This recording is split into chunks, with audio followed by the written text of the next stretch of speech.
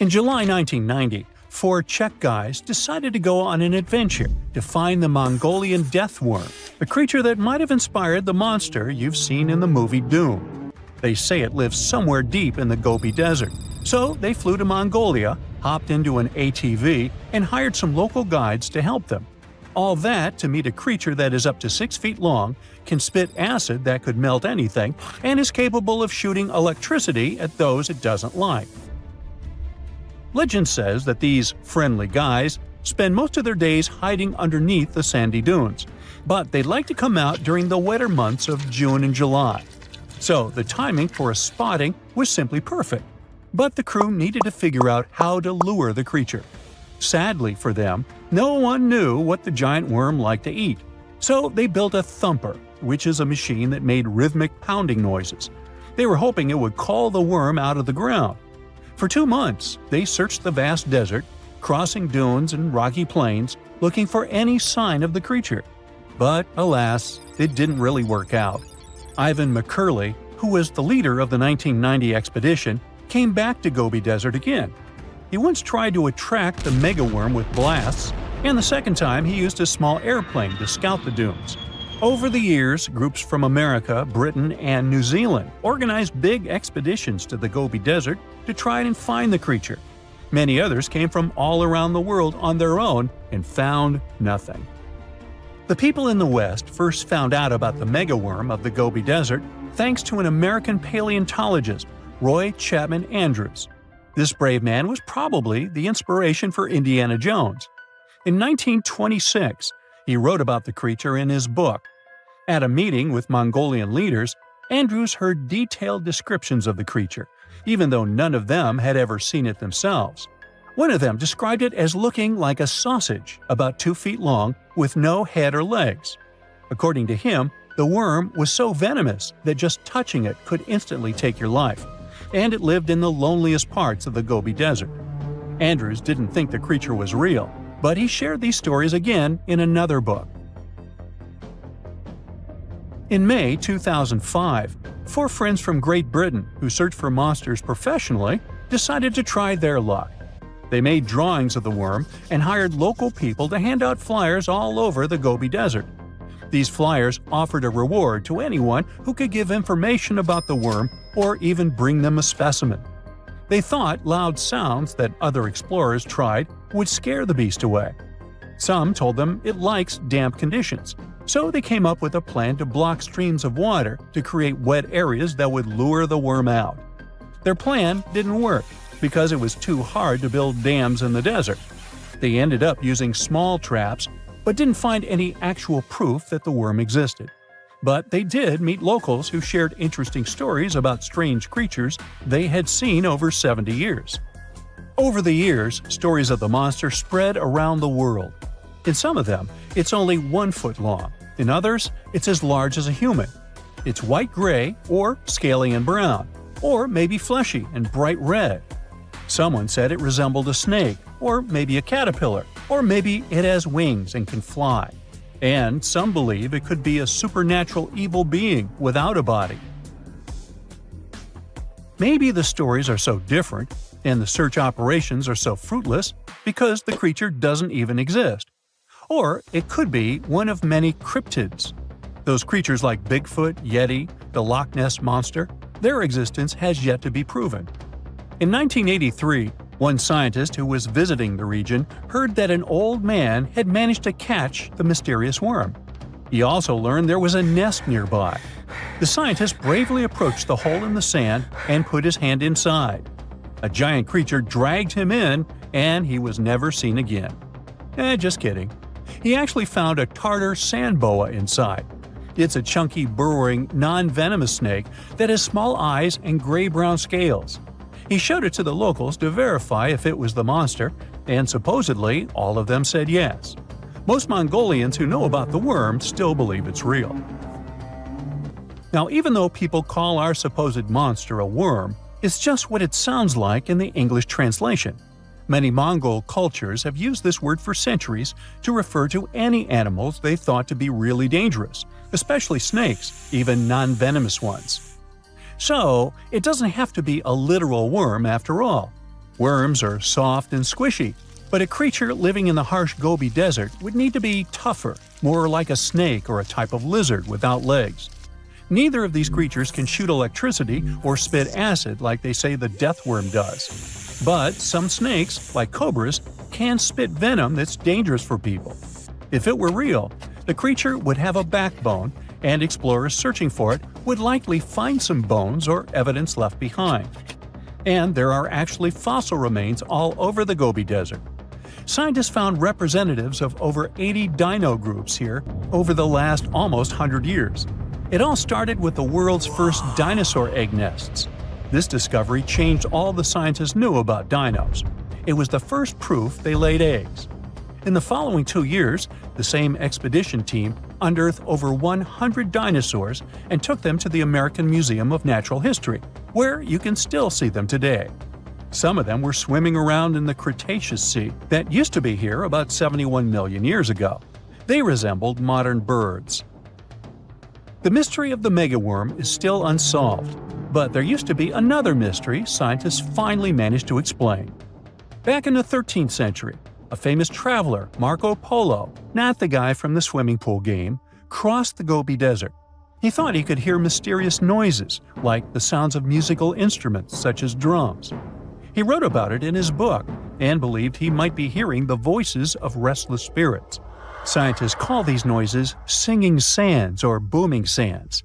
Unlike the squeaky sound you might hear when walking on a sandy beach, these desert sounds are much louder, like a musical instrument playing deep, haunting notes. Over the years, people came up with all kinds of ideas about what caused the sounds, like underground water or winds making the sand vibrate. Not all dunes can do this, and scientists wanted to figure out why. Sometimes the winds might cause a small avalanche on the side of a dune, and then you can hear the magical sound start. But this is rare. So, to study it, scientists had to help the dunes sing. They climbed to the top of a dune and slid down on their backs, using their hands and feet to push sand down. As the sand tumbled, the sound started softly and got louder. They could even feel the vibrations with their hands. So they found out that for a dune to sing, a few special things need to happen. The grains of sand must be the right shape. The dune has to be big, and the sand must be very dry, so no singing after it rains. Inside the dune, there's a hard layer of packed sand that acts like a giant speaker. This layer bounces the sound waves back and forth, makes the noise louder and louder, and creates a haunting melody that can fill the desert air. In other words, the dunes can play tunes. Yeah, sorry, I couldn't help myself with that one. Endless hot deserts seem lifeless at first glance. But among these sands, you can meet dangerous and sometimes creepy creatures. Some of them can only cause health problems, but some can stay in your memory forever. Let's get to know them, starting with dangerous ones and finishing with real nightmares. So, you're walking through a desert and see a big teddy bear with open hands. You understand that it's probably a mirage, but still, you come closer. You were right. It's not a plush toy, but a giant cactus. There's something strange about it.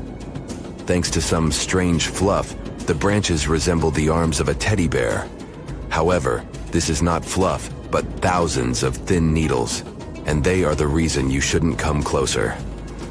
The cactus is called the jumping cholla, or teddy bear cholla. It grows in the desert areas of Arizona and in the northern part of Mexico. Don't worry, this cactus won't attack you, but it will cling to your skin or clothes if you touch it. Such a fur coat protects the cactus from animals, creates shade, and saves it from heat. The lateral branches are the most important parts of the plant as they carry out photosynthesis and accumulate a large amount of moisture inside. So, despite all the danger, the cactus can be helpful for desert wanderers. And the danger here is needles. If you look closer at them, you will see they have the shape of hooks. One touch, and hundreds of thorns are already in your finger. It's pretty difficult to get rid of them, and the needles cause unpleasant, painful sensations. But the coolest thing about this cactus is the way it reproduces. The plant clones itself in a new place. When animals and people pass the jumping cholla and touch it, the cactus gives them a small piece of itself, along with the needles. As soon as you throw this piece to the ground, it takes root and starts growing. The degree of danger is rising. The next monster from the desert is running toward us, and that is an ostrich. Many think these animals are cowards hiding their heads in the sand. You will most likely change your mind if you're unlucky enough to meet one. Usually, ostriches are not aggressive, but you should run if you come closer to their nest. On the other hand, you won't be able to do that because ostriches move at a speed of 43 miles per hour. You need a car to get away from them. They run and hit their enemy with their chests. There have been cases when ostriches attacked vans and caused significant damage to them. But the main danger these birds present is their powerful legs with sharp claws. They can deliver strong blows with them and even beat a prone opponent. So yes, if you see an ostrich in the distance, go the other way. This small spotted lizard lives underground almost all the time in the arid deserts of the southwestern US and northwestern Mexico. Sometimes it goes outside to find lunch. It only seems cute, but in fact, it's a dangerous Gila monster. Its thick skin protects the reptile from hawks, coyotes, and other predators. But its main protection is its venom. Snakes and spiders inject their toxins using long, needle-like fangs. The Gila monster clamps down and chews the prey to spread the venom. And when it bites a person, it can keep its jaws closed for a long time. Getting rid of the animal is a tricky feat. People who have experienced the effects of the venom say it feels as if hot magma passes through the veins. Despite this, the lizard turned out to be useful for science. Doctors used its venom to create medicines for diabetes and obesity. The time has come. Now you're about to meet one of the creepiest creatures living in the desert. Be quiet and listen to the silence. Stand still. There's no one around. Suddenly, you hear some hissing coming from below. You lower your head and see it. A big yellow spider the size of a human palm with strong jaws and long legs hides in the shadow of your body. In horror, you run away from this monster, but it goes after you. It isn't easy to do it in this situation, but try to calm down. The creature isn't interested in you. It wants only your shadow to hide from the scorching sun. Anyway, it's better not to touch it. The powerful jaws of the camel spider can cause unpleasant sensations, to put it mildly. And, by the way, this creature isn't really a spider. Yeah, it belongs to the class of arachnids, but it's a separate species, Sulpagid. It likes to bite. It's fearless and pretty aggressive. The spider preys on insects, lizards, rodents, and small birds. It can also move at a speed of 10 miles per hour. For their small size, this is very fast. You need to be a professional athlete to run away from it. Most often, you can find camel spiders in the deserts of the Middle East, but they also live in Mexico and the southwestern US. These runners are nocturnal and try to avoid the sun during the day, so they are always hunting your shadow. By the way, they got their name because they often hide in the shadows of camels. You won't hide from them during the day, but they will also want to come after you at night, especially if you make a fire. Sulpugids always run to the light in the hope of eating something. Some species of these spiders make a hissing sound to scare their enemies away. Now, let's calm down for a second and leave the hot desert. We're going into the humid tropics of Tanzania. Under tree bark, fallen leaves, and in dark caves, you can meet one of the most terrifying creatures on Earth, a tailless whip scorpion. Imagine a big scorpion without a tail, with a flat body that looks like it has been pressed by something. It's similar to spiders, but has no venom glands and can't spin a web.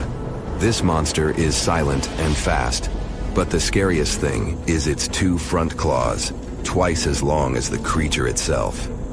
Any prey it catches will never escape. Life in a dark cave has spoiled its eyesight, so the whip scorpion tries to avoid sunlight.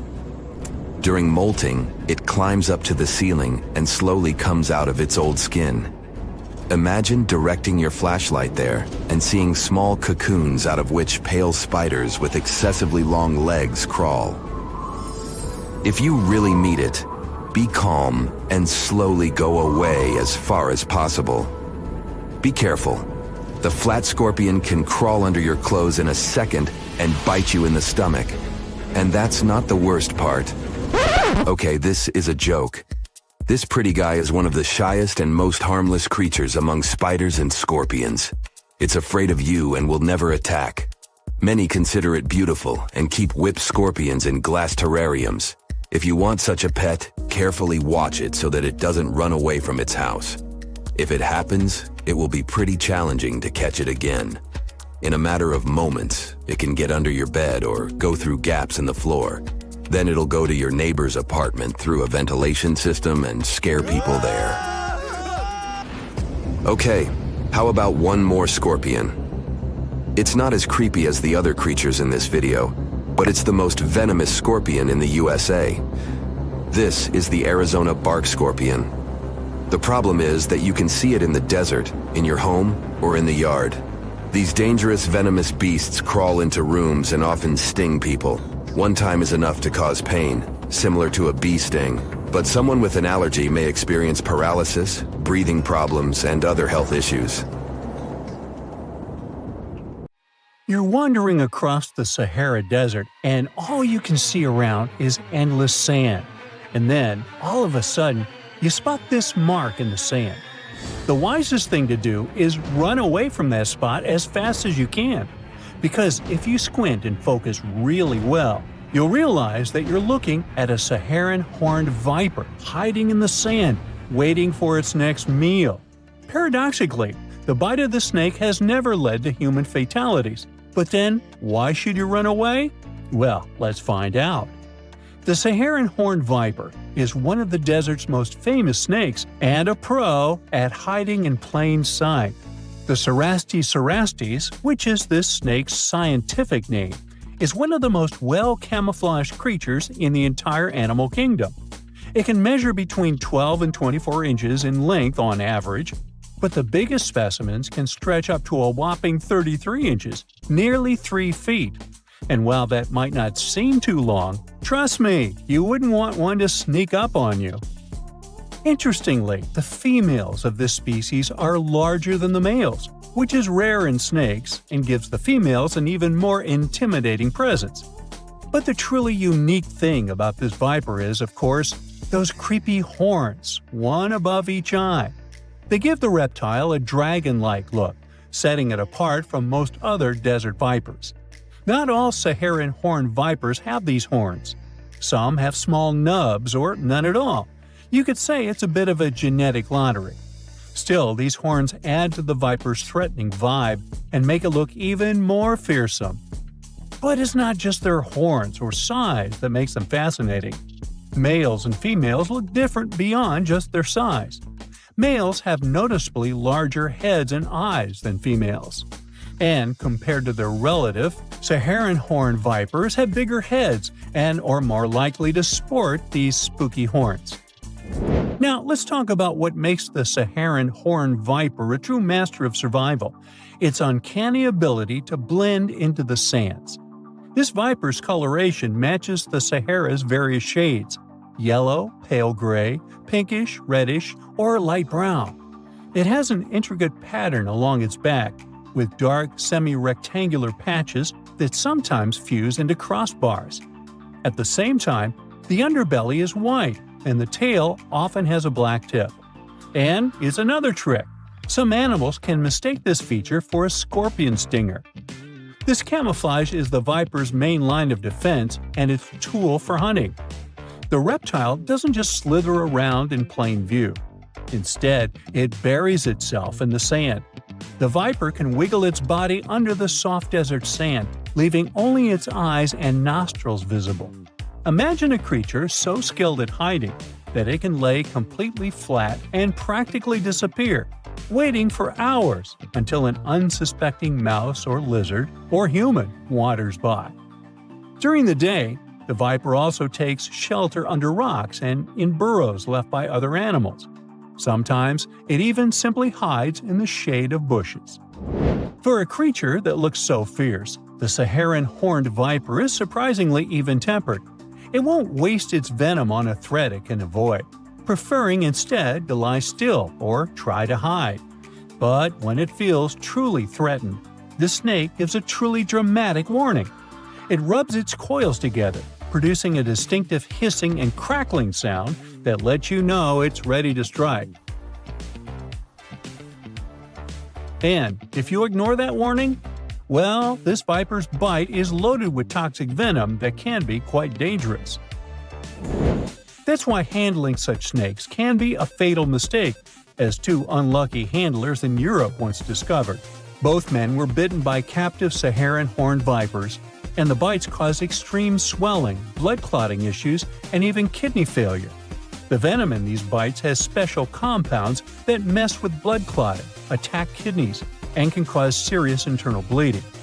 The best treatment for these bites is specific antivenom, but it's clear that the bite of a Saharan horned viper is nothing to take lightly. Now here's another astonishing fact about this reptile.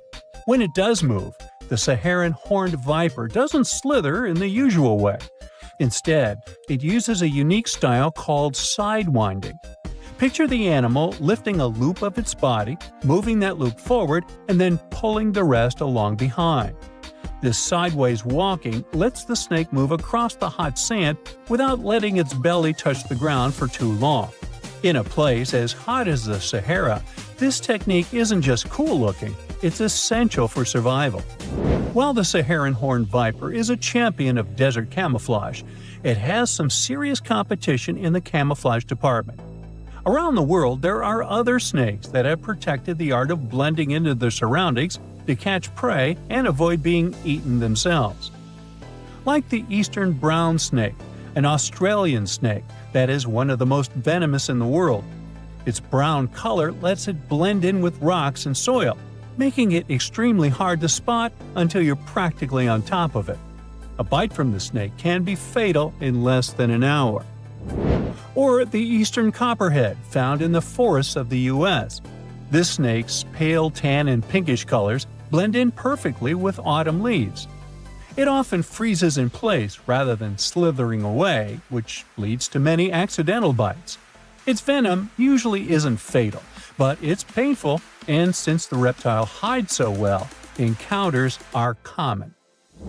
The Perengaise adder from Angola and Namibia loves to hide in the sand like the Saharan horned viper. It mostly eats lizards, and its sandy-colored scales make it almost impossible to see. Thankfully, its bite isn't too dangerous for humans.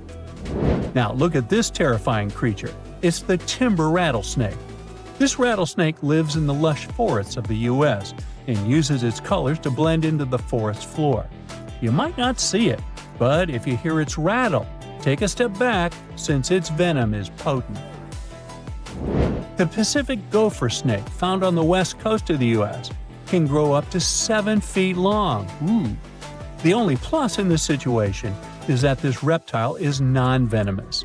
It camouflages well in forests and fields, but is harmless to people. Just don't scare it, or you'll get a bite, which is still unpleasant. In the rocky terrains of California and Oregon, you might meet the northern Pacific rattlesnake, which likes blending into dark brown and gold rocks. Hearing a rattle is often your only warning, since this dangerous snake is nearby. These neck snakes aren't particularly dangerous, but they're unsurpassed masters of camouflage. The smooth green snake has a bright green color that matches the leaves in trees and grass, which makes it practically invisible among foliage. The common European viper prefers hiding among leaves and shrubs, and the harmless common garter snake has colors that blend in with dirt and grass. Keep in mind, though, that even though all these snakes are not venomous, they can still give a painful nip. Oh, and I can't but mention the massive reticulated python.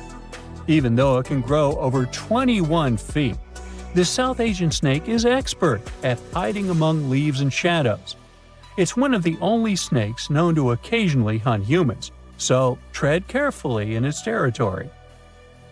Now, in the wild, snakes like the Saharan horned viper rely on camouflage to hunt and avoid being hunted. They might be blending into leaves, sand, or rocks, but in any case, these snakes have evolved to stay hidden from predators and prey alike. The desert viper buries itself to stay cool and catch food, while forest snakes blend in to hunt in silence or avoid curious humans. For them all, staying hidden isn't just a matter of survival, it's a huge advantage. So, next time you're out in nature, remember that you might be walking right past a hidden hunter, watching you from the shadows with a quiet, horrifying patience. Have fun out there. You're trudging up a steep sand dune, 1 foot in front of the other. Out of breath, exhausted. You've lost too much water, and your body is beginning to shut down. You know you can't go on for much longer. Finally, you reach the top of the dune, and there before you is what you didn't want to see. It's so horrible that it takes seconds to sink in. Stretching to the horizon is a literal sea of endless sand dunes. You're stranded, alone, lost, far from salvation on the planet Arrakis. There's really nothing more breathtaking than the fantastical worlds created in science fiction, from planets of ice to lush luminescent jungles. While this particular planet may only exist in literary and cinematic outer space, Arrakis is not a place you want to take your family to for a picnic.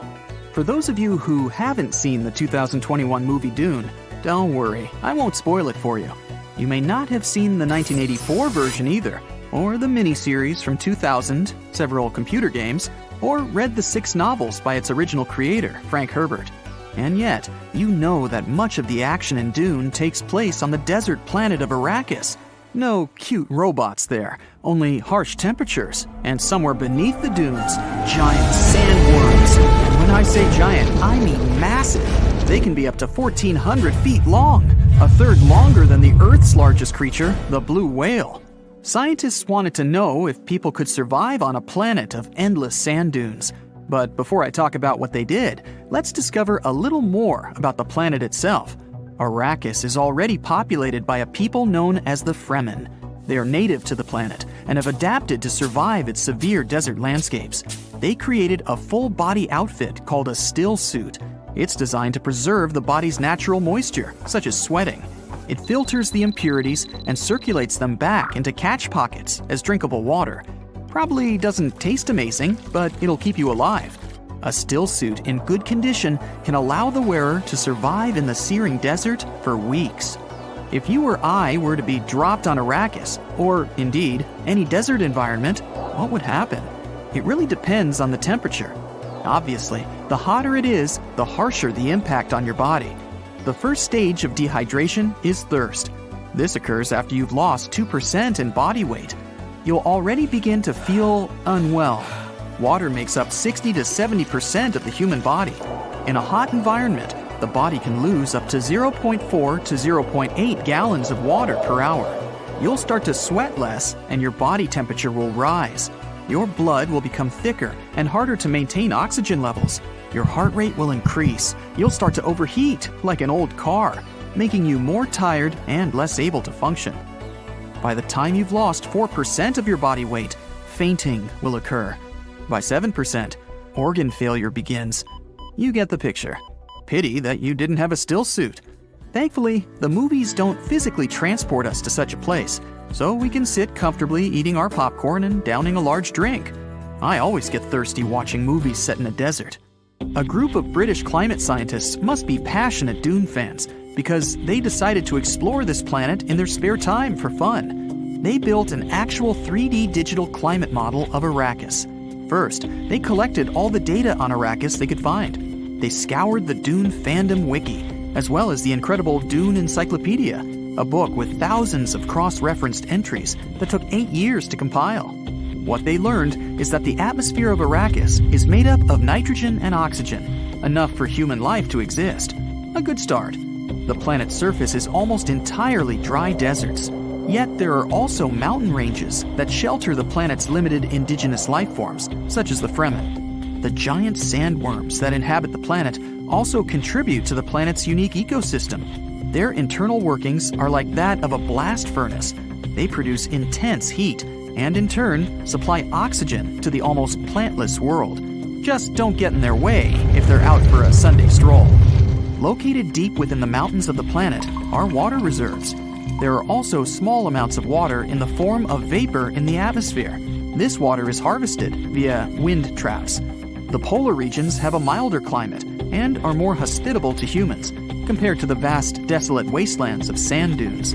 Thanks to those regions, Arrakis's overall geography makes it a relatively habitable planet, in theory. To find out if the geography and environment of Arrakis was physically possible or merely a set of fictional ideas, the scientists had to turn to a climate model. Fortunately, such technology already exists. It's used to predict weather and other climate factors. The scientists told the climate model everything they knew about Arrakis, including the planet's orbit and what the atmosphere consisted of. It's similar to Earth, though with slightly less carbon dioxide. The biggest difference in atmosphere is that Arrakis has a much larger ozone concentration, 0.5% of its atmosphere, compared to just 600,000ths of our own. With all of this complex data, they needed a giant supercomputer to process it. Even then, it took an incredible 3 weeks to get the results, but it was worth the wait. What they discovered was that in the warmest months of Arrakis, the temperature reached around 113 degrees Fahrenheit in the tropics. In the coldest months, the weather didn't go below 59 degrees Fahrenheit, not too dissimilar to Earth. In spite of that, the most extreme temperatures would actually be in the mid-latitudes and also in the polar regions, while the summers would be as hot as 158 degrees Fahrenheit, which is aligned with the book.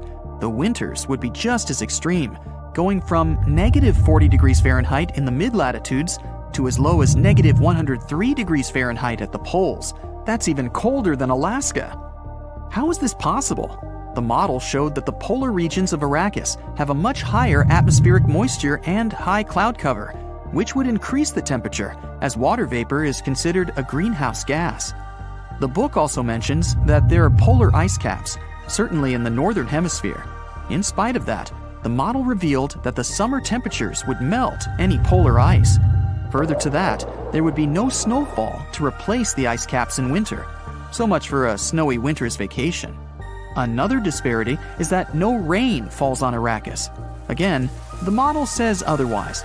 It proved that there would be rain, although only in small amounts.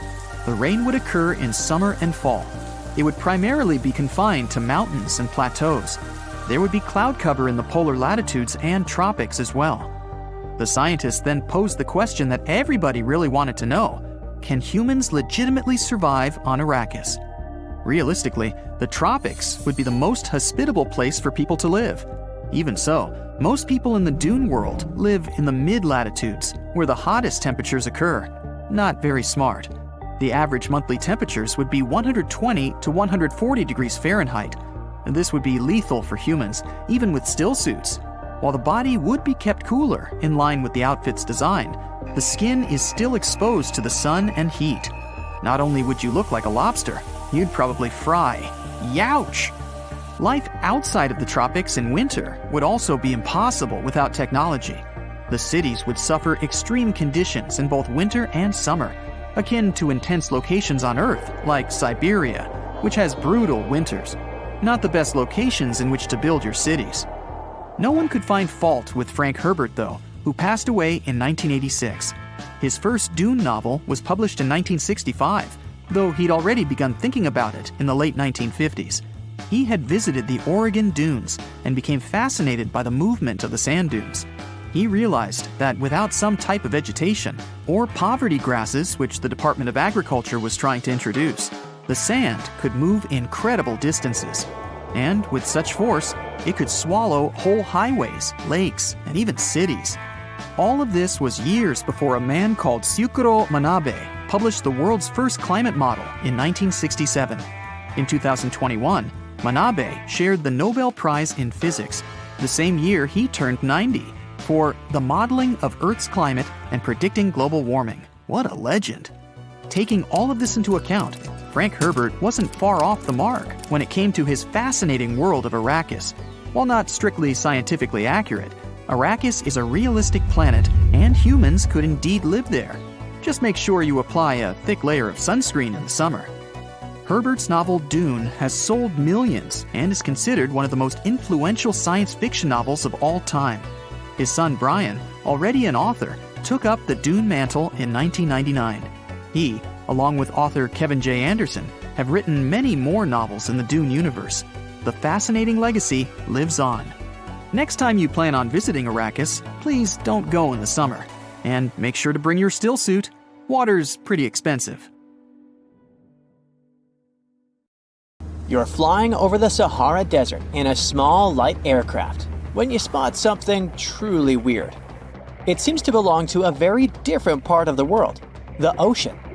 But what ocean can be huge enough for this monstrous sea star to dwell there? You descend and realize that it's not a sea star. It's a towering dune with a pretty unique shape, and it's not alone. From afar, these magnificent sand structures look a bit like pyramids. They have pointed tops and radiating arms. Called star dunes, they're the most complex and largest desert dunes in the world. They're the tallest of their kind, but that's not the coolest thing about them. Researchers have found similar formations on Mars and even on one of Saturn's moons, Titan. Star dunes aren't super rare, but they're especially widespread in southeastern Morocco near the border with Algeria. That's where you're flying at the moment, and the breathtaking dune you're marveling at is Lella Lalia, probably the most famous of them all, a giant 330 feet tall. Scientists believe that it formed in less than 1,000 years. How about doing some research to find out more about these unusual formations? There, I see a great spot for landing. Star dunes got their name because of their multi-armed shapes. They form in areas where winds change direction throughout the year. But even though you can find them in different places on our planet, there is just one confirmed star dune in the rock record, the collective record of Earth's development reflected in preserved rocks. The star dune in question is in Scotland, and it's ancient, from about 250 million years ago. That's all we know about super old star dunes. Probably because we don't know what to look for to identify one. Another problem: star dunes often form in remote locations, which makes them extremely difficult to study. Imagine reaching the nearest settlement, then somehow traveling who knows how many miles to the dune itself, and then slogging up several hundred feet of shifting sand. I'll pass. But you can go since you've already landed, and the dune is right here in front of you. Currently, you're in a dune field called Erg Shabi. Lucky for you, this area has long become a popular tourist stop. Look, in the distance, there are hotels and even a good road. Scientists who examined Lella Lalia before you used ground-penetrating radar to find out more about the sand formation. This equipment can detect the tiniest differences in sand grain sizes and water content under the surface of the dune. That's how you can create a picture of its interior layers. Look out! Phew, it was a close call. See this trench? The researchers dug such trenches to take samples of long-buried sands and then examined them. It's a pretty cool process. The thing is, while buried deep inside, the quartz in the sand accumulates radiation coming from natural sources within our planet. We can compare the grains of quartz to minuscule rechargeable batteries. They can store the energy they get from radiation. When researchers bring them to the laboratory, they can make the grains release that energy, which comes out in the form of light. Scientists can measure the brightness and say when the sand enjoyed sunlight for the last time. Now, when those experts who dug the trenches looked inside Lella Lalia, they were shocked. The enormous formation turned out to be very young, for a dune, of course. You'd expect a dune that is several hundred feet tall to be pretty old, like thousands or tens of thousands of years. But that wasn't the case. Well, at least not entirely. The upper part of the dune has turned 900 just recently. But look at the sand near the base of the dune. Yep, right there. Well, it was buried there around 12 or 13,000 years ago, representing ancient dunes in the area. Those good old dunes were active for a couple thousand years, and then something went wrong. Because for a whopping 8,000 years, the sand wasn't accumulating there. A mystery? Scientists might have an explanation. You see, the first part of this quiet period occurred during the time when the climate became warm and wet. Yep, even in the Sahara. It happened about 11,700 years ago. It was the end of the last ice age and the beginning of a new era, the Holocene. And guess what? The Sahara went green. It started blooming like your local botanic garden. Plants started popping up all over the place, stabilizing the sand. If you had visited the Sahara during that period, you wouldn't have recognized this place. But you would have likely come across humans wandering marshy landscapes and hunting for food. Researchers have found pottery fragments and stone tools on one side of Lelalalia. That's true. As sand dunes form and then shift throughout their lives, they swallow and protect ancient remnants of life. Just dig well enough and you might find something that will provide you with a window into the past. It can be ancient fossils, anything from fossilized shells and corals to prehistoric plants. Those can offer precious insights into the history of our planet and the living beings once inhabiting certain regions. Now, it might come as a shock, but in the Sahara Desert, scientists have uncovered well-preserved marine reptiles and fossilized fish within the layers of those ancient sand dunes. They are the remains from the time when the Sahara was covered with a sea millions of years ago. Anyway, it's time to leave that ancient paradise if you want to survive. 4,000 years ago, the wet period came to an end, and the Sahara dried out again. Interestingly, our dune didn't begin building up right away. For some time, sand probably blew through but didn't accumulate. Or the dune could have started growing in a different location. And it's a valid theory since scientists have discovered recently that Lelalalia shifts around 1.6 feet every year. It also accumulates about 6,400 tons of sand every year. Now, if you've been inspired by your dune trip and are now eager to explore more of them, I've got some unpleasant news for you. Unfortunately, although there might be star dunes locked in sandstones around the globe, they're super tricky to detect. The problem is, dunes are huge, but they lack a single distinguishing feature. So you'd really need large exposed beds of rock if you want to get a wide enough view to identify a star dune. On the bright side, there surely are places where it might be possible to do such research, but you should be ready to know that it might be just a set of various features that look like other dunes. But if you combine them, you'll say, it's likely to be a star dune. Comment below if you'd like to go on a trip in search of a star dune. Meanwhile, we'll continue our journey. You decide to have some rest and start climbing down the side of the dune. That's when you begin hearing it. Terrible, haunting sounds. Are there ghosts nearby? Worry not, you're safe. You might have heard of a phenomenon called singing sands. As you walk down some sandy slopes, you disturb the grains of sand. They rub against each other, producing friction that creates those eerie melodies. With each step, the sand beneath your feet comes alive in a ghostly choir of whistles and whispers. The sounds range from low hums to loud, high-pitched wails, as if an otherworldly symphony is echoing through the dunes. But of course, scientists have their own very practical explanation, attributing this phenomenon to the right atmospheric conditions combined with the unique size, shape, and moisture content of the grains. Now you've almost made it all the way to the bottom of the dune, but beware of slip faces. When a sand dune reaches a certain steepness, it develops a slope. That's the very slip face I was talking about. This slope is usually on the leeward side of the dune and sheltered from the prevailing wind. Sand grains start accumulating on the windward side, slowly creeping along the dune's gentle slope. At one point, they reach the top. Gravity takes over and they start sliding down, triggering a cascading effect. It looks like a miniature sand avalanche, and I wouldn't want to end up in its way. Something exciting and kinda unexpected popped out among the rocks of the Ica Valley in Peru.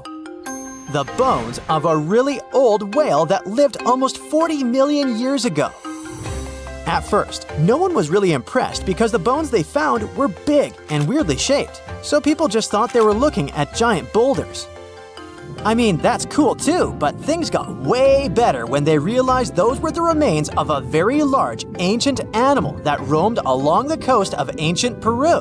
Plus, it was probably the heaviest creature that ever lived. Sorry, blue whale, I know you worked hard to get to the top. The length of over 100 feet and weight of more than 200 tons brought you the status of the biggest animal on our planet. But it seems you've held the title long enough. Time to hand it over to our next candidate, and that one's really gigantic. This ocean beast was probably shorter than the blue whale, but heavier, with a weight that could be between 93 tons and 370 tons. If it's closer to the higher number, it'll make Prehistoric the biggest animal ever known to have lived on Earth. And it seems its weight was the result of having extremely thick, dense bones. You can see such bones today in manatees or some other early whales. Dense bones are a great tool for such marine mammals. This feature makes them heavy and allows them to stay submerged most of the time. But at the same time, if their body was too heavy, they would end up sinking all the time, and they would waste too much energy to move back up to the surface. So, to avoid sinking, marine mammals need to have enough lighter tissues, like muscles and fat, to help them float in the water without using too much energy. Now, scientists didn't have the whole skeleton, which makes it hard to tell how big the animal was. But they used the ratio of the heavy bones to the lighter tissues in other marine mammals to estimate the overall weight of this giant ancient whale. Experts found these fossils about 13 years ago and spent the next decade freeing the whale from the rock. Its anatomy and age showed this whale was a cousin of Basilosaurus, a whale that had a long snout full of sharp teeth, and a sleek body similar to that of an eel. Even if Prehistoric wasn't bigger than the blue whale, it was still a giant that ruled the ocean depths. Unlike modern whales, there's a possibility that this ancient fellow was a predator that liked to go after bigger prey. And this also changes how we see the history of whales.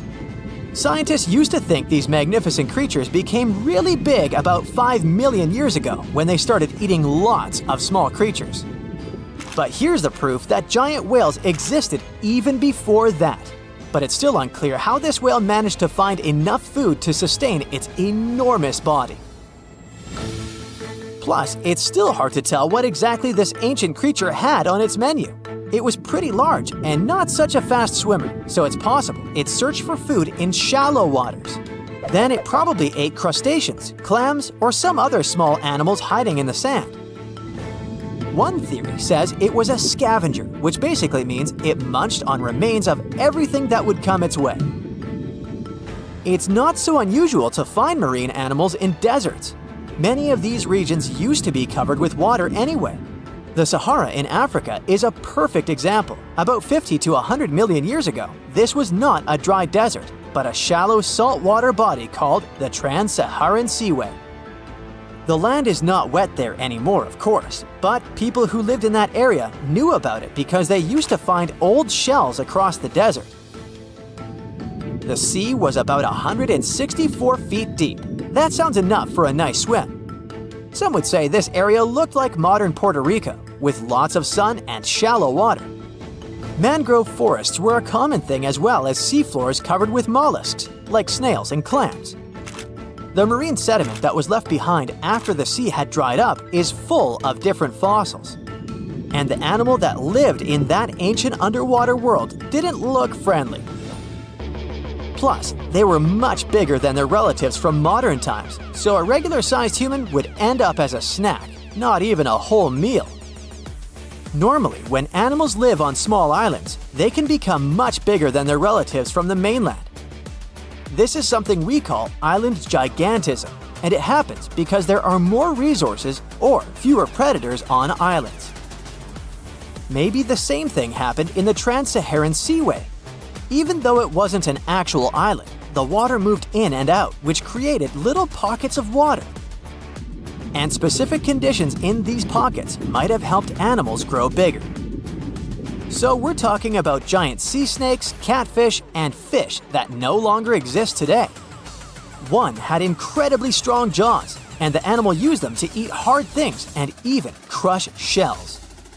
Their teeth showed they were fierce predators other animals had every reason to be afraid of. They went through some changes when it came to diet, similar to some types of piranhas. And the competition to get to the top of the food chain wasn't a joke. Not when there were also such large predators as sharks, crocodiles, and ancient relatives of elephants. Sahara went through different phases. If you could use a time machine and take a peek at Earth's largest hot desert as it was about 6,000 years ago, you wouldn't have to struggle with sand and heat. You'd have a nice walk through a green and pretty lush place. In the past, people who lived in that area didn't leave drawings on cave walls that showed camels, sand dunes, and scorpions. All those things you'd see in today's Sahara. Instead, they drew crocodiles.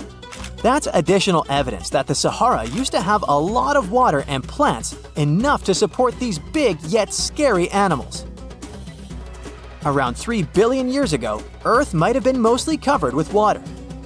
Today, it's about 71% of its surface, but it seems that our planet used to be a giant ocean world with no continents at all, just some scattered islands. Scientists studied special rocks in Western Australia that formed in a place deep under the ocean called a hydrothermal vent system.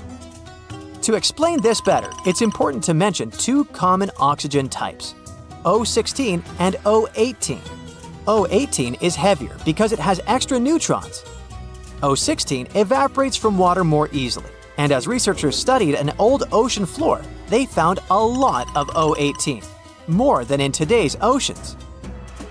This way, they realized ancient Earth had less dry land than Earth today. Australia is a good spot to conduct these studies because a long time ago, it also used to be a beautiful place with large animals and lush rainforests.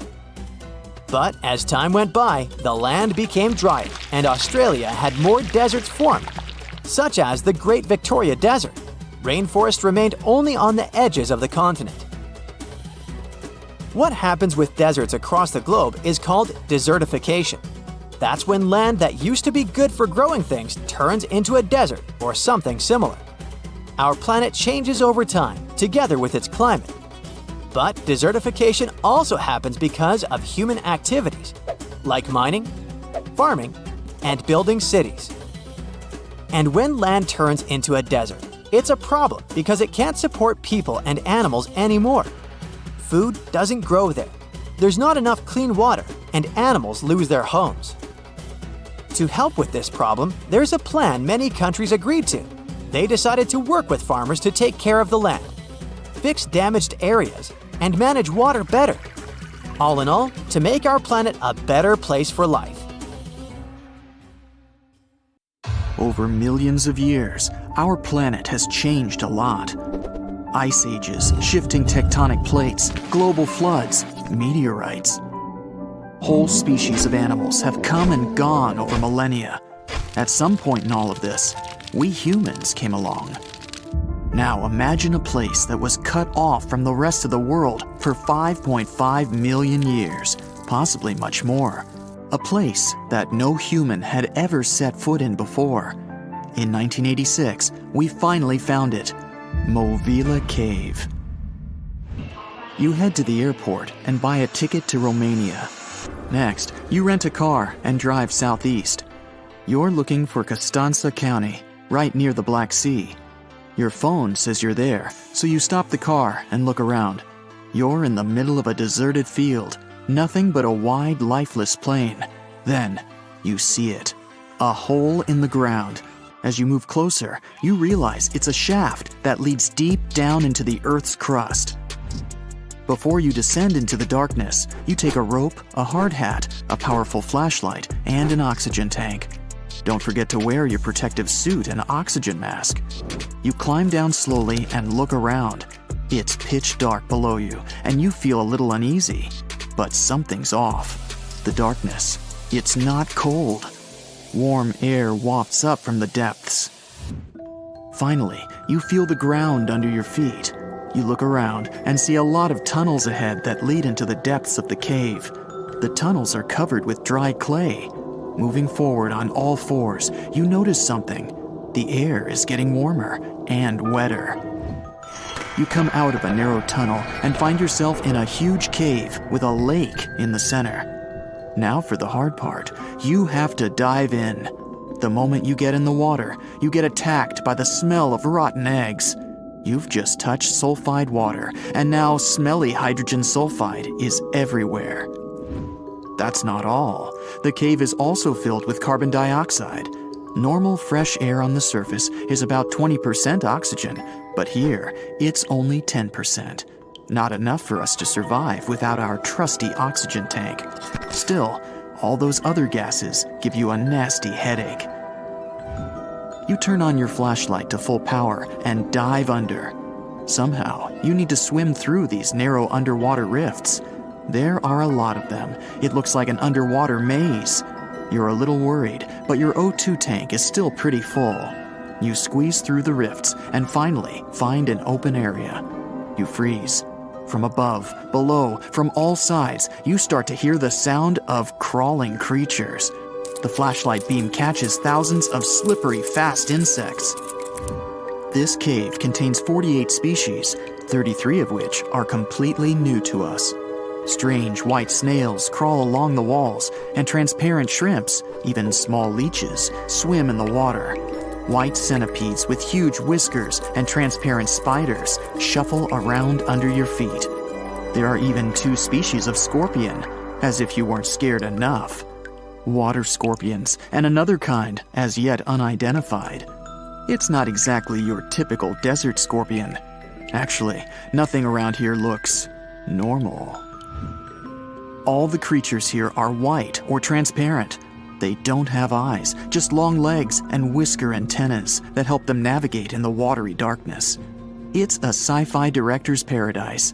You couldn't make this stuff up. The deeper you go into the cave, the less oxygen there is. Amazingly, there are even more small monsters running around. The air is all methane and carbon dioxide. These bizarre little things have never seen the sun, never been out of this cave. The spiders, scorpions, and leeches get hungry, right? They feed on smaller creatures, snails and worms. But what do the smallest creatures eat? Just then, you notice something very strange on the surface of the water. There's a gross white substance that looks like foam. You touch it carefully. It's like wet toilet paper, and it tears as soon as you touch it. But it's not foam or paper. It's billions of living organisms, bacteria, called autotrophs. These bacteria make food from carbon dioxide, but they don't make it from the air like plants or trees. They use water. It's called chemosynthesis. These tiny bacteria excrete their unused food, and bigger ones come along and eat it. Then the tiny snails and worms eat the big bacteria. A whole wacky, unique food cycle deep underground in a random cave in Romania. That's why you need that protective suit and mask. It's not just for your comfort and safety. Without the suit, you might accidentally leave behind some human bacteria from your skin or something. It could ruin the delicate balance of life in this underwater world. The underwater cave is too small and dangerous for expensive scientific equipment, so you grab a couple of samples of water, land, and air and get out of there as fast as possible. The cave hasn't been fully explored yet. The Romanian authorities don't allow just anyone to scuba dive on down there. Let's see in a few years. Who knows what else they'll find? You're back at your fancy lab, and you start to understand why that cave is such a big deal. The conditions in Mobile are almost the same as in the first years of Earth's existence. Back then, our world was shielded from the sun by a dense atmosphere. It's actually possible that the microbes found in the cave are the same ones that were around way back when life began. These bacteria could turn out to be incredibly useful. They oxidize the dangerous gases, methane, and carbon dioxide. Basically, they make them harmless. Thanks, little guys. Mauvelet Cave isn't the only extreme place on Earth where life still finds a way to survive and thrive. Picture the Eiffel Tower in Paris. Now imagine 10 of them on top of each other. Now imagine drilling down that deep. Got it? Life still goes on, even this far down. There's almost no oxygen there. The pressure is insanely high, and it's hotter than the hottest desert. Welcome to the nematode empire. Nematodes are worms, and these wiggly dudes are tough as nails. When there's no air, no food, or it's just too hot, they transform. It's called the Dower stage. It's a state of stasis, of deep hibernation. The worm's metabolism slows way down. It's like they go to sleep for a long time and only wake up when there's enough air or food around, or when it gets cool enough. And you don't have to dig that deep to find these creatures. Nematodes are found all over the world. They live in hot springs, in deserts, high up in the mountains, in the harsh cold of Antarctica, inside animals, and even inside the human body. You don't have to travel to Mars to find out of this world scenery. There are places on Earth that look unreal. The Danakil Depression in Ethiopia is one of the hottest, driest, and most inaccessible places anywhere on Earth. It's a large desert that gets almost no rain, but there's still plenty of liquid around. It sits on 2 active volcanoes, so liquid hot magma often flows up from under the Earth's crust. There are also colorful lakes full of acidic water. The salt from the lakes reacts with volcanic minerals, making bizarre figures that look like the backdrop of a sci-fi movie. Toxic gases and chlorine vapors rise up from the lakes, making it one of the most dangerous places on Earth. You need a gas mask to survive, but life always finds a way. There are living things here, even in a lake so hot that the acidic water actually boils. Microbes live happily in the lakes and surrounding rocks. If something can survive here, who knows? You can find another tough survivor in the Lut Desert in Iran. They've just discovered a new and special kind of crustacean there. These creatures live in small lakes that appear from time to time thanks to desert rains. This species can survive for decades in dry sediments, just waiting for a tiny bit of water. So these are all very small life forms, but are you in the mood for some monsters? Scientists have just discovered them swimming in the waters off Antarctica. Massive sea spiders, huge starfish, transparent shrimp-like things. In 1 month, researchers found about 30,000 sea creatures, many of them never seen before. Who knows what else is down there? You find yourself at a food fair in Iceland when you see it for the first time. Volcano bread. You eat a slice and oddly enough, it actually tastes good. Unsure of how this works, you check out the baking process. Is this kitchen really strange looking, or is it just me? The baking spot is in nature, specifically in a hot springs field. You better watch your steps so you don't get burned by the hot vapor jolting from the ground. Now, a local baker shares their traditional rye bread recipe with you. Rye flour, check. Yeast, check. You mix it all together and pour it into a metal pot. Next on the list is digging the hole where you'll place the pot to bake. You dig for about 16 inches until you can see the water bubbling from the ground. If you want to do it like a local, you'll use your finger to check the water temperature. Yikes, that's hot. Actually, the ground is heated by lava. Iceland is one of the most volcanic regions in the world, with over 30 active volcanoes at any one time. After you bury the bread in volcanic soil, you leave it there and wait 24 hours until it's ready. The next day, the bread is fully baked and super tasty. And the best part is, you just participated in an ancient Icelandic tradition. People have been doing this since at least the 1800s. Imagine it's your first day of work in a museum, and your assigned task is to clean the mask of Tutankhamun. You grab your cleaning utensils and then, oh no, this can't be happening. You just broke Tutankhamun's beard. I never wish this to happen to anyone, but this is actually a true story. Back in 2014, an employee at the Egyptian Museum knocked off the beard of Tutankhamun's mask and glued it back on, hoping no one would notice. This mask was discovered in 1922 and is considered one of the 10 symbols of our human civilization. Oh, and the best part of this story? It took historians until 2016 to discover the poor glue job. So, if you visited the museum between 2004 and 2016, maybe you saw the glued beard. If I say Sahara, what comes to mind? An infinite desert landscape, right? Well, according to scientists, the Sahara isn't always a desert.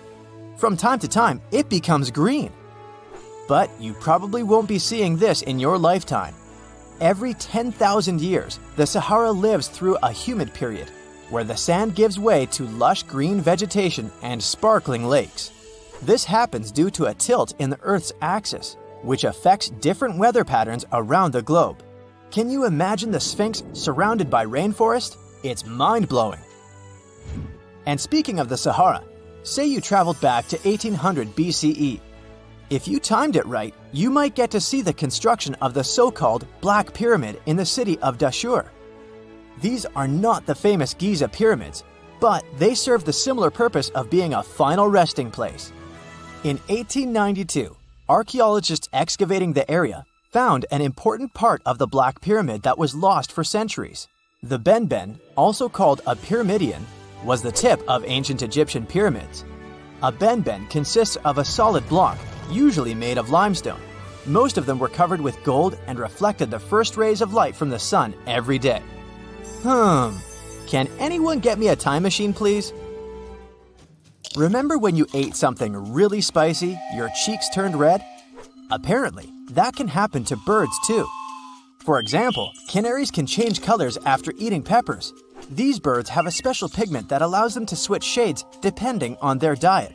So, if a yellow canary eats red peppers, it can turn orange or red. Can rocks move on the ground on their own? Well, you might be under that impression if you visit Racetrack Playa in California. The site is a dry lake bed and home to one of the world's strangest phenomena, the so-called sailing stones. Think 100-pound rocks moving around alone, leaving behind trails as long as 1,500 feet. They were discovered in the 1900s, and until recently, no one was lucky enough to be on the site while they were moving. It was only in 2014, after much observation and research, that scientists solved this mystery. The sailing stones appeared because of the perfect balance between wind, ice, and water. When it rains, the water that falls on the ground freezes and forms a coat of ice above the ground. If it's windy, the rocks are easily pushed around, sailing along the lake bed. But hey, if you ever visit Racetrack Playa, don't disturb the rocks. On the western coast of France, you'll find the vacation hotspot known as the island of Ré. It attracts tourists looking for scenic landscapes and beautiful beaches, but that's not all it's famous for. There, an extraordinary phenomenon occurs when two different wave patterns collide with each other, something called a cross sea. It's almost as if the sea were a checkerboard, divided into hundreds of squares. And no, it's not an optical illusion. A cross sea only happens in places where different quality waters meet. For a tourist to see the cross sea in Ré, this probably means that there was a storm in a different sea nearby. This stormy water travels with the help of currents and meets the water of Ré, creating these oddly shaped riptides. Oh, and apart from this island and Israel, there's nowhere else in the world where you could see such a thing. The following sight will either give you goosebumps or make you marvel at its weirdness. I'd say it depends on the time of day you visit. Next to the small town of Gryfina in Poland, you'll find a very unusual sight, a pine tree forest where each tree is bent at its base. If you visit during the daytime, I guess you'll be fascinated by these trees' sharp 90-degree curves. You can even use their trunks as a stool if you decide to have a picnic, for example. But visiting the site at night will most likely give you chills. A thin layer of fog hovers around, making the forest seem quite unwelcoming. Scientists still can't explain why the trees are the way they are. So, are you a daytime or nighttime visitor? You went for a hike and suddenly encountered a big cloud of fog. This may ruin your photo ops, but there's one thing you can hope for. Foggy days are the perfect conditions for a phenomenon called fog bow, otherwise known as a white rainbow. This happens because of numerous tiny water droplets that cause fog, smaller than 0.002 inches. So, instead of the multicolored bow, you get a transparent one, with red outer edges and a bluish inner edge. Now, say you're roaming in a little town in Europe, appreciating the century-old buildings and good summer weather. You feel hungry and decide to type into your Google Maps the name of that restaurant your friend recommended. It's only 10 minutes away by foot. You follow the blue dot on your GPS and arrive at your destination, quick and easy. We all love this free piece of technology, don't we? But what if I told you that the US spends over $2 million daily to maintain the satellites to make it work? Yep, that's the price. And to implement it, they spent over $12 billion US. Have you ever heard of something called a natural snowball? This could be proof that nature is really perfect. In 2016, the beaches of the Gulf of Ob in northwest Siberia were filled with rows of giant snowballs. Think balls measuring up to 3 feet across. This rare, yet beautiful natural phenomenon happens when small pieces of ice are rolled by strong winds and water. The further they roll, the more ice they gather, and the more that ice is polished. They end up as giant, perfectly shaped snowballs. They look pretty amazing on their own, but it's quite a sight when hundreds of them are together. Under the burning sun, among the sand dunes, somewhere in the Sahara Desert, you're walking in search of an ancient treasure. Finally, you find a strange rock in the sand. It's big, looks like a large piece of black coal or rock, but something shiny on its surface makes the rock unusual. This unique find is the oldest thing that has ever been discovered on our planet. This rock was born long before Earth appeared in outer space. The unusual meteorite was found in 2020 in a remote area of the Sahara Desert. Scientists have analyzed the isotopes of magnesium and aluminum on the stone's surface and found that its age is about 4.5 billion years. At the moment, this is the oldest sample of magma from space in history. It belongs to a small protoplanet that didn't have time to form completely. It happened a very long time ago when our solar system was forming. Many huge asteroids were floating in space. Some of them were formed into huge celestial bodies, which later became planets. The big rocky planets were absorbing the smaller ones. The rock was part of a little protoplanet that just began its formation, but another huge asteroid destroyed it. The planet shattered into billions of pieces. Some of them became part of other planets. Some flew outside the solar system, and one piece that had been wandering in space until our Earth was formed. After that, it hit the planet's atmosphere and fell into the territory now known as the Sahara Desert. The rock was discovered in 2020, but the erosion of extraterrestrial rocks shows that it could have fallen much earlier. This ancient thing weighing around 70 pounds has several pieces of different meteorites inside. In simple words, it's a volcanic rock consisting of lava. It has cooled, solidified, and crystallized. That's why you notice the glitter. Scientists hope that further study of the rock will help to learn more about our solar system foundation. The biggest asteroid discovered in the U.S. is the Willamette.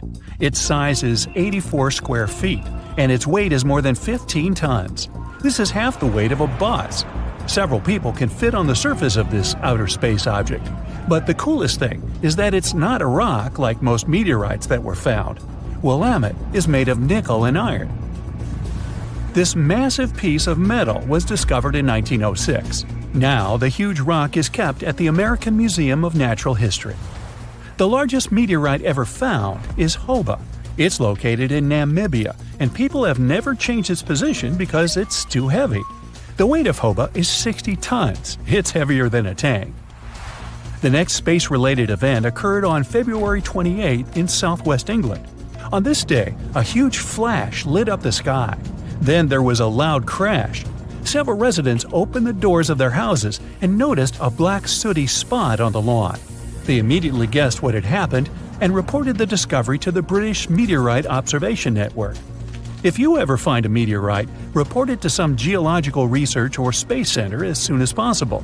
The longer a space rock lies on the ground, the faster it loses its value. Rain, dust, snow, wind, scorching sun, all these factors damage the surface of the meteorite. It makes it difficult to study the celestial object. The meteorite found in England looks like coal, but it's way softer and more fragile. It most likely used to contain frozen water. The rock is part of a huge asteroid that plowed through outer space when our solar system hadn't fully formed yet. They found a unique combination of minerals inside the rock. It can help scientists learn more about the origins of the solar system and life on Earth. Now we're heading to Germany, to the small town of Nördlingen. A huge ancient meteorite's hidden here. It's very difficult to notice it unless you know the secret of this town. You're walking along the cozy little streets and looking at the buildings with beautiful architecture. You spend the whole day there and don't find anything that reminds you of a meteorite. To solve the mystery, you need to get out of town. So you climb a high hill and see that the city is located inside a pit. For a long time, locals were sure the house was located in the crater of an extinct volcano. If you look at the houses from a certain angle, you may notice an unusual shining coming from them. In the middle of the 20th century, a group of geologists came here and immediately declared that the crater doesn't look like a volcanic one. The town was built on a huge crater left by a meteorite. The huge celestial body fell here about 15 million years ago. It was so hot that the carbon bubbles inside instantly turned into small diamonds. When people were building this city, they didn't know they were using expensive stones, since the diamonds were hardly visible. The locals never attached importance to the fact that the city walls shine unusually in the sun. Now they believe this place was built from diamonds that had fallen from the sky. Our next stop is in the UK again. This time the rocks are of an earthly origin. The famous Stonehenge. People place circles of rocks here in a certain order. Everyone knows about this archaeological monument, but no one knows the reason for its creation for certain. Another construction built out of mysterious rocks was discovered just 2 miles away. It's called Superhenge. It's bigger, heavier, and takes up more space. Each plate here is 15 feet, which is about the height of 2 floors. Once, the stone stood vertically and formed a huge semicircle. But someone pushed the stones over about 4,500 years ago. It was a college prank. No, not really. That's why they couldn't be detected for a long time. Scientists still can't solve the mystery of Superhenge, but they believe the standing vertical stones were part of some huge monument. Some other amazing rocks are located in the south of Costa Rica. There are big ones, the size of a human, and there are smaller ones, the size of bowling balls. And they all have a perfectly round shape. These giant rocky spheres were created by people. It must have taken years of polishing using stone tools to get the perfect round shape. These balls are incredibly heavy, but can easily roll like a basketball. All the rocks are of a different age. Some of them were created about 2,500 years ago. Most of them are made of molten volcanic magma. Until now, scientists don't know for what purpose these stones were used. They were found in different parts of Costa Rica, near big cities. It's possible that ancient civilizations installed them specifically to show the greatness of local kings. Also, many experts believe the rocks were used as a tool for studying astronomy. The people who knew their purpose of the rocks had disappeared, and the history of the stones was lost along with them. Let's finish our journey with the coolest archaeological find. You're walking through the desert of Peru and climbing a low hill. You look down and notice the surface of the hill is covered with strange lines. You walk far away and see a huge cat on the hill. Such a drawing is called a geoglyph. Its length is around 120 feet, which is about half the size of a Boeing commercial jet. Archaeologists discovered the giant cat in 2020 and found out that it had been created somewhere between 200 and 100 BCE. This huge drawing is part of a mysterious group of different pictures. In addition to the cat, there are other animals, plants, and fantastic figures. All of them were found in the desert of Peru. The kitten was found by chance. Archaeologists didn't see it at first because natural erosion on the hillside had almost erased the silhouette. Let's get into the perfect world of felines. From the sand cat that can go for weeks without drinking water to the first cat that went to space. Here are the 10 interesting cat facts for you to enjoy and be informed about. This train station is in Japan. What makes it special is its employees. In Kishi Station, a cat named Tama used to work as a station master. The building has cat eyes and ears. Yep, they constructed the station building that way. There's even a Tama-themed Tama train. If you want to remember this famous cat station master forever, you can buy some souvenirs. To get there, you need to start your journey from Wakayama Station. The guidance board there has illustrations of Tama, and when you climb the stairs, cat paw prints accompany you. Now that's cute. My first reaction when I looked at the picture of a sand cat was, "Oh, I want to smooch this cute face and pet its fluffy paws." Then I kept reading about it and understood that this cutie is a fierce predator capable of eating snakes and scorpions. This species is unique because they're the only cats living primarily in the desert. Sand cats mostly hunt at night. These animals mainly eat small rodents, but they also go after birds, hares, and insects. They even hunt venomous vipers. Maybe that's why our kittens at home also wake us up at 3 a.m. and run from one room to another. Moreover, they don't need much water. They can go for weeks without a single sip. They get all the moisture they need from the prey they eat. Sand cats can live from 23 to 126 degrees Fahrenheit. By the way, they have fur under their paws too. These are much fluffier compared to a regular cat's paw. The fur under their paws is not just there to protect the paw from the burning sand. It works as a cushion that allows the feline to walk on the sand without sinking into it. Because of that, they don't leave any footprints behind. They're kind of impossible to track for researchers. The cats are even seen closing their eyes at night when humans approach them. In that way, they eliminate reflection and blend with the sand. Did you know that the oldest known pet cat existed 9,500 years ago? The thing is, it was thought that Egyptians domesticated the cat, but in 2004, archaeologists discovered a 9,500-year-old cat's remains in Cyprus. This news made me wonder where cats actually come from. Now you can find cats on every continent, except Antarctica. But that wasn't always the case. I mean, how did cats make it across oceans? It all started around 10,000 years ago, in what's now modern-day Turkey. DNA analysis says that this is where cats' wild ancestors originated. Humans kept wild cats because they were useful for rodent control on farms. Agriculture started developing and advancing all over the world, and cats got involved too. As I said, they first reached Cyprus. Imagine you live there and haven't seen a cat in your entire life. And then one day, you meet them.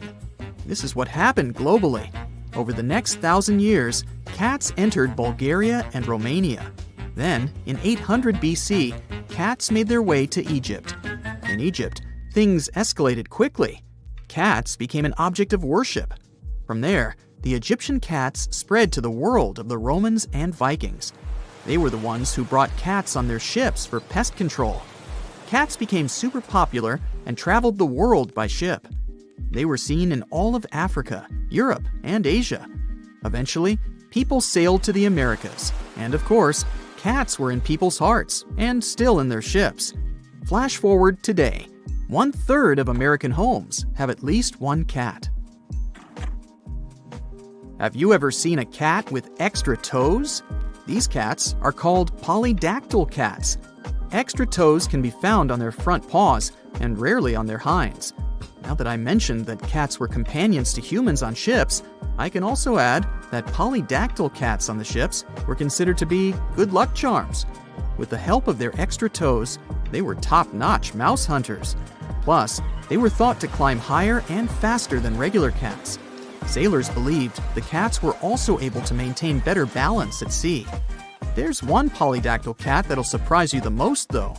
This Canadian polydactyl fella, named Jake, has 28 toes, 7 on each paw.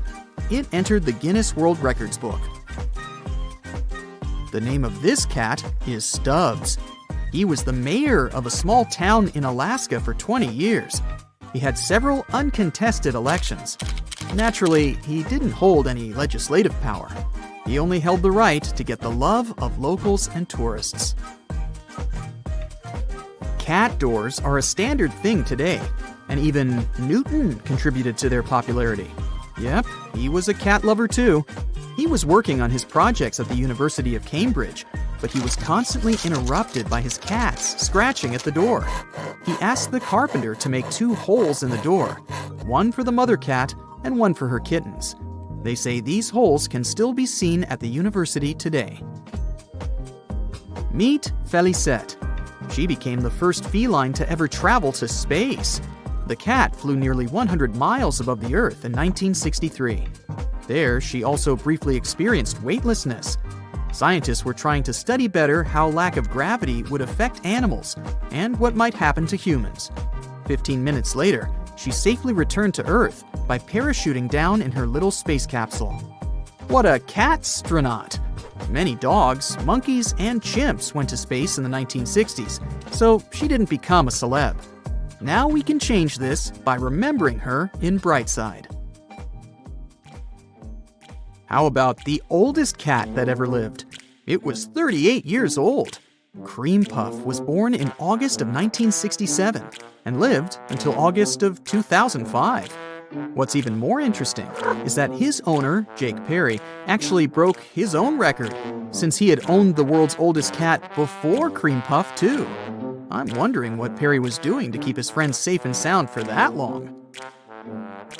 I mentioned the oldest cat, but what about extremely wealthy ones? It has millions of dollars. A person named Ben Rhea bequeathed his $12.5 million wealth to his cat Blackie in 1988. It was the last surviving cat of the 15 cats Rhea used to have in his mansion. The millionaire refused to leave it to his family. The majority of his wealth was shared between 3 cat charities, with the instruction to look after his cat friend. When I talked about sand cats, I wondered about the genetic makeup of our domestic and stray cats.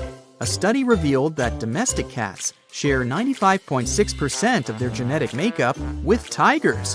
When you trace the behaviors of prey stalking and pouncing of your cats, maybe you wouldn't be that surprised. It's thought that cats go crazy for catnip, but half of the world's felines don't respond to catnip. Scientists still don't know why some cats love this plant and others don't seem that interested. They discovered that catnip sensitivity is hereditary. If a kitten has one catnip lover parent, there's a 1 in 2 chance that it will also like the aromatic herb. Did you know that cats developed a special type of meow to communicate with humans? They generally use this tone to get their way with humans. This sound is irresistible for people because it's a combination of purring and meowing. Interestingly, the frequency of this meow resembles the cry of an infant. That's why our brain tries not to ignore it. Cats probably feel like they have already conquered the whole world. Now they can chill. Maybe that's why they spend 70% of their lives sleeping. This is roughly around 13 to 16 hours a day. They spend the rest of their time being adorable and impish. Now, we wouldn't call this island mystical unless there were tales of giants living here. The island of Gozo in Malta is the backdrop of an ancient legend. Malta is an island country located in the Mediterranean Sea, just south of Europe. It's a very strategically located archipelago. Throughout history, it was ruled by many different societies, such as the Phoenicians, Greeks, Romans, and Carthaginians. One cold night, thousands of years ago, a farmer noticed the sky turn orange, then red, when he heard a loud thump. Although the ground seemed to be moving, this wasn't an earthquake. When he looked toward the woods, he saw a giant silhouette, taller than the trees. As he fearfully approached, he realized it was a woman, a giant woman. She introduced herself as Sunsuna. Unlike the terrible giants of many tales, Sunsuna didn't want to exterminate the human race. She was loving and caring. She told the farmer that she and her people could help protect their land from invaders. The locals were pretty interested in this offer. Since Malta is located in an important commercial route, it was constantly being invaded. The story says that Sunsuna settled in Malta, and sooner rather than later, she was moving things around. And when I say things, I mean monoliths. Sunsuna carried huge stones on her shoulder to build a magnificent temple called Gigantia, which means place of giants. She even did this while holding her half-giant, half-human kid on the other shoulder. Some say Sunsuna lived exclusively on beans and honey, although others replaced honey with water. The funniest bit here is that Malta is the 10th smallest country in the world, but it somehow managed to host giants. Hey, go figure. The temple looked like a giant game of Tetris, with some stones weighing as much as 20 elephants. Some of these monolithic rocks are so heavy, scholars guess it would take 50 men working together to lift just one stone. Now, as much as this is entertaining, humans never proved giants were real, so this story couldn't be true. There's a brief mention of a species of giants called the Nephilim in some ancient texts. The Nephilims would have been terrible giants that wreaked havoc on the earth and only survived until the Great Flood. But nobody ever found real proof of this species really existing on Earth, until this came along. The world of Maltese archaeology unearthed quite a few shocking things in the past years. One of them are known as the Hypogeum skulls. Hypogeum is the Greek word for underground, and this incredible site was discovered in the first decade of the 20th century. Back then, Malta's National Museum director received an important phone call. Someone had accidentally dug some impressive bones and asked him to come check it out. The Hypogeum looked like an underground city, filled with mazes and rooms that stretched along multiple floors. They were all made with similar limestones as the Maltese temples above ground. The Hypogeum was filled with important relics and artifacts. Scientists quickly understood that the Hypogeum was built as a type of final resting place for locals. So, along with skulls, they found a lot of bones and skeletons. One of these artifacts were skulls, but these weren't regular human skulls. Rather, they were of the elongated type. To make matters worse, these skulls were hidden from the public for years. People started to talk and created a bunch of theories behind it. The truth is that this discovery was a turning point for Maltese archaeology, although scientists didn't know what to do with it. Some wondered if these skulls were natural or manipulated, since they knew some cultures in the world used head binds to alter their skulls. Other scientists threw in the hypothesis of little gray people or even the legendary giants. Some say that the elongated skulls could have been sculptures that worshipped otherworldly deities. There was no way to confirm any of these theories, so the question remained: who were the builders of Malta's megalithic temples? Now let's take a look at what scientists know. The Maltese megalithic temples have been standing strong since 3500 BCE, which is even older than the pyramids of Egypt. The main dilemma here is that these temples were built even before we invented writing, yet they required advanced technological skills to exist. The Gigantia Temple seems too absurd to have been built by humans. The South Temple has a corridor with 4 oval rooms on the sides, looking like a big shamrock leaf. In one of these rooms, scientists found altars decorated with spiral patterns. It looked like an altar of some sort, indicating early Maltese people used them for ritualistic purposes. The North Temple is similar but smaller, with a very low entrance that makes people crouch down to get inside. You get it? You need to bow down to their deities in order to get into this sacred place. I mean, one can't help but wonder about the secret reasons these ancient builders had to build such a huge temple. I'm thinking they probably cast one of Daenerys' dragons to move the monoliths around. Yeah, I'm joking here. But hey, remember the entrance to King's Landing? Yup, the series used the Medina Gates in Malta as the exterior of King's Landing during Episode 3 of Season 1. Anyways, back to the giants. The ritualistic theory of the whole thing won a few points when archaeologists uncovered these mysterious figures. They're popularly known as fat ladies. These tiny statues have round bodies and faces that show how much they enjoyed life. They kinda look like a miniature Sunzana, the giantess we talked about. Scientists believe these were statues that celebrated well-being and prosperity. It does prove that the people of the time had advanced craftsmanship skills, and they were pretty intentional with their constructions and art manifestations. One of these statues is known as the Sleeping Lady. This Neolithic piece of art depicts the figure of a large woman lying on her side sleeping. After studying it deeper, scientists guessed this statue was meant to represent the Great Reaper. It was found in the hypogeum, which we now know is a huge resting place.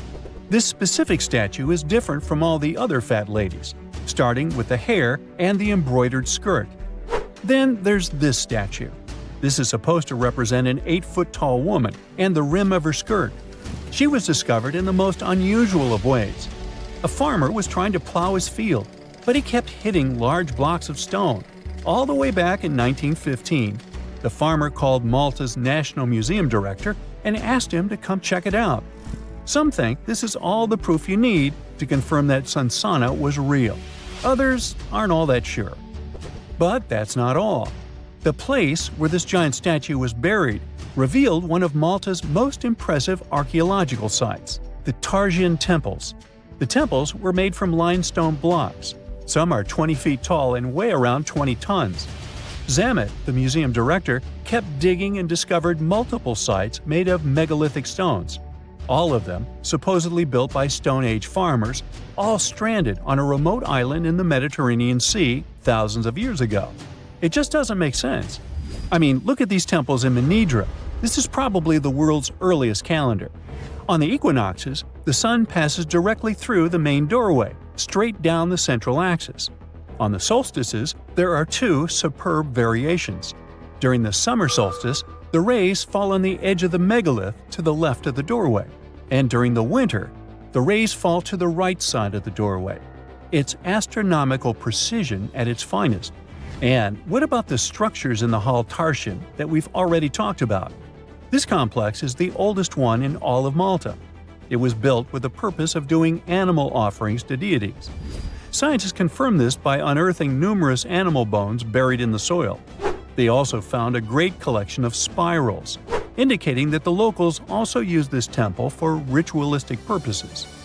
Overall, there are 7 megalithic temples in Malta, each more impressive than the other. Scholars keep on digging to see if they can uncover the truth, much like researchers do with the pyramids of Egypt, the lost Mayan cities in the Americas, and other sites. Strange and amazing items are discovered often, but figuring out what our ancestors were up to is pretty tough. Especially when all you have are just some rusty cups and cave drawings. It's no surprise that even the experts in lab coats sometimes make mistakes. But it's not just about dusty plates and huge stones. Sometimes there's even humans with large heads.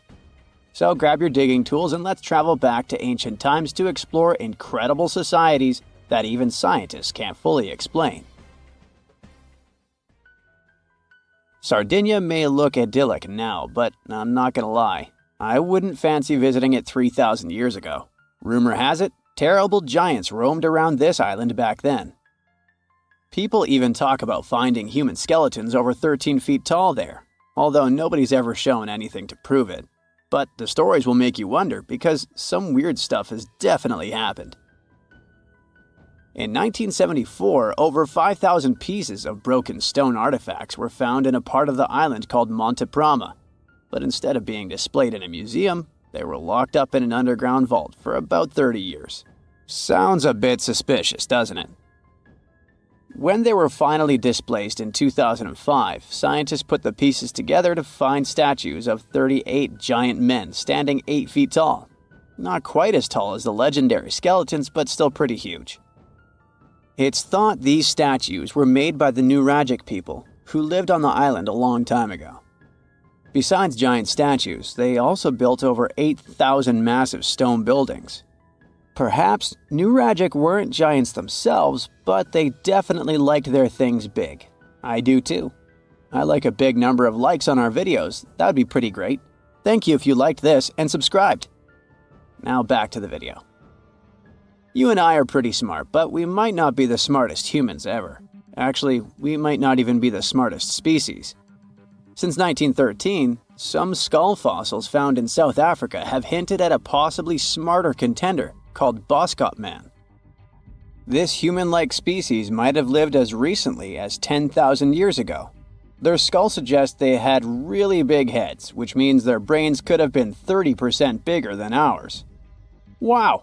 Their average IQ could have been around 149, making them among the smartest 0.05% of people today. But if a Boskop brainiac was so much smarter, why are they not around and we are? Well, bigger isn't always better, you know. Our brains are a lot bigger than our ape relatives, mainly in the prefrontal cortex. This part helps with high-level tasks like making decisions, remembering things short-term, and being aware of ourselves. The parts of the brain that handle our senses and movements haven't really grown much. So, maybe the Boskops spent too much time dwelling on the past rather than doing practical things like hunting. But this is all just guessing. We really don't know what happened to these clever cousins of ours. Some people even argue that Boskops weren't any different from us, with the only evidence being parts of skulls. The jungle is huge. Did you know the Amazon rainforest is home to about 30% of all the world's plant and animal species? That's impressive. However, the history of one native species, humans, has long puzzled scientists. The mysterious Kasarabe people lived here for hundreds of years and then vanished around 1400 AD. People thought the Amazon only had a few scattered tribes, but recently we discovered big, unusual shapes in the ground called geoglyphs. These might look like simple shallow ditches, but they're actually the remains of a vast civilization that spread over 5,000 square miles and includes about 450 markings. Some as wide as 1,300 feet. That's insane! They likely contained ceremonial buildings and could have hosted up to 1 million people as recently as 550 years ago. Thanks to new technology like LiDAR, which uses a safe laser to map the forest without harming it, we can explore deeper.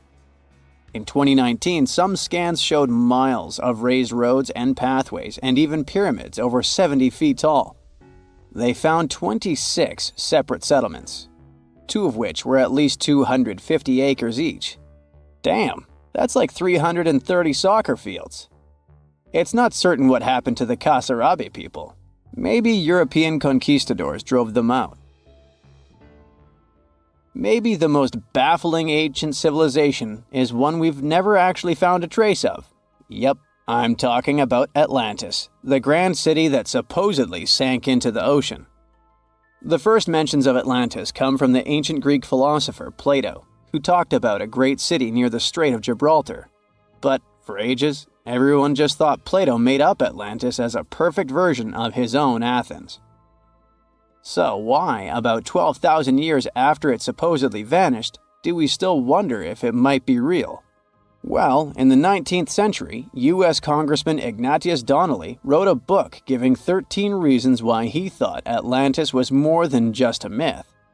Then in 1965, some folks thought they actually found Atlantis when they discovered the Richat structure, a massive 25-mile-wide dome in Mauritania, Africa. It's so big that you can see the whole thing from space. 2 astronauts flying over the Sahara Desert spotted this giant eye staring back at them and thought they'd made the discovery of a lifetime. Unfortunately, there's no solid evidence linking this structure to Atlantis. It's believed to have formed from volcanic activity about 100 million years ago. But it does look suspicious, doesn't it? Still, we're no closer to knowing the truth. Imagine going back to about 3,300 BCE and finding yourself in South Asia.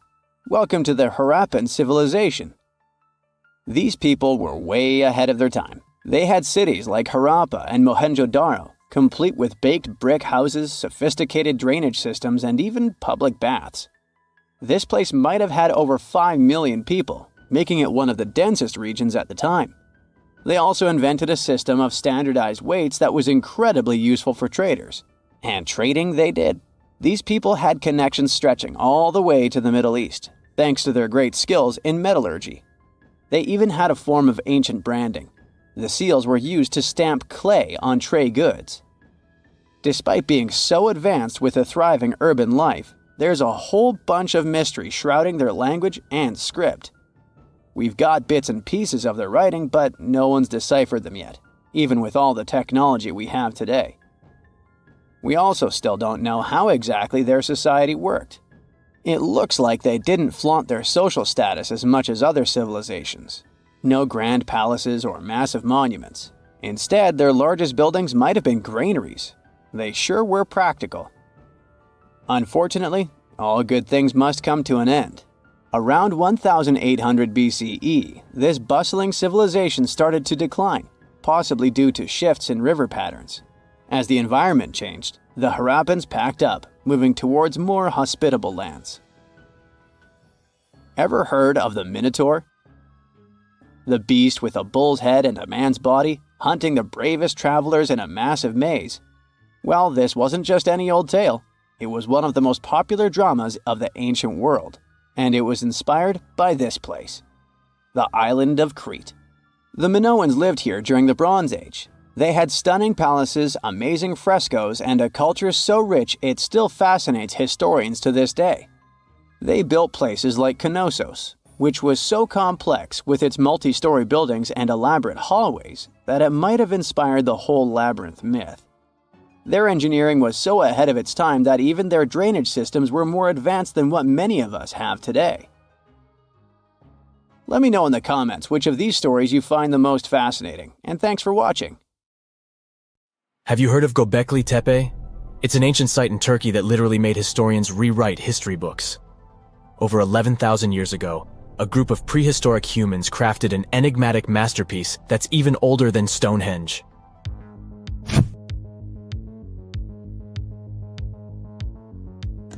Before its discovery, archaeologists believed that people didn't know about iron and weren't good at making pottery. They were sure that settled life only emerged with the need for agriculture. But Gockley Tepe changed this belief.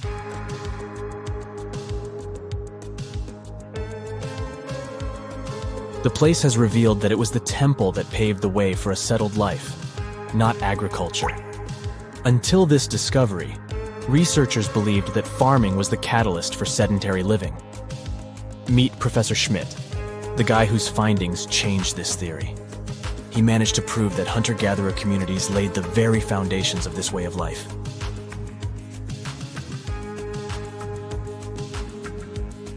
Back in the 1960s, other archaeologists visited the area, but they totally missed the mark. While surveying the region, they stumbled upon a hill with scattered limestone slabs and concluded it was just an old burial ground from medieval times. Little did they know that there was so much more to uncover.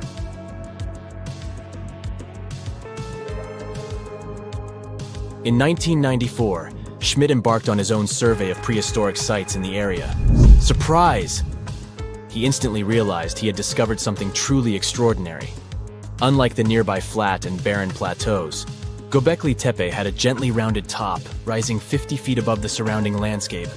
Funny enough, the translation of this place's name is Potbelly Hill. Schmidt was sure only humans could have made something like this.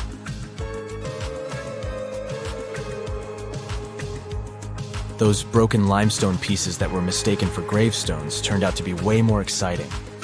It was like stumbling upon a hidden treasure. The pieces took on a whole new meaning, and Schmidt with his team was about to dive into the secrets waiting beneath the surface. To their surprise, they found no traces of a settlement.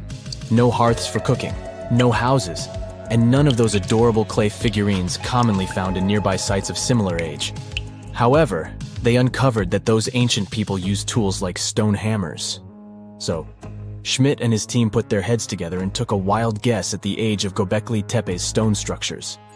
Their estimation got backed up by some limited carbon dating done right at the site. The ancient vibes of this place were finally starting to make sense.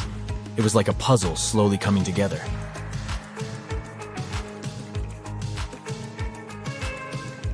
You may think that back then, people didn't have special tools to create something as cool as Gockley Tepe.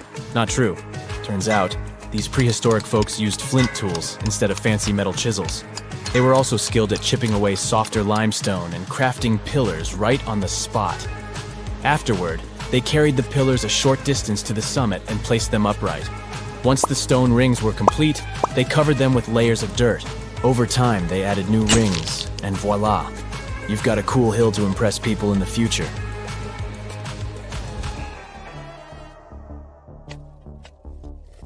During their first year of excavation, the team went through 15,000 pieces of animal bones from wild creatures. These people didn't have pet animals or grow their own food. They hunted wild animals for their meals. But things were about to change, because the place had everything they needed to start farming. Scientists say they had wild sheep and wild grains that could be domesticated. And guess what? Just 20 miles away, geneticists found evidence of the world's oldest domesticated strains of wheat at a prehistoric village.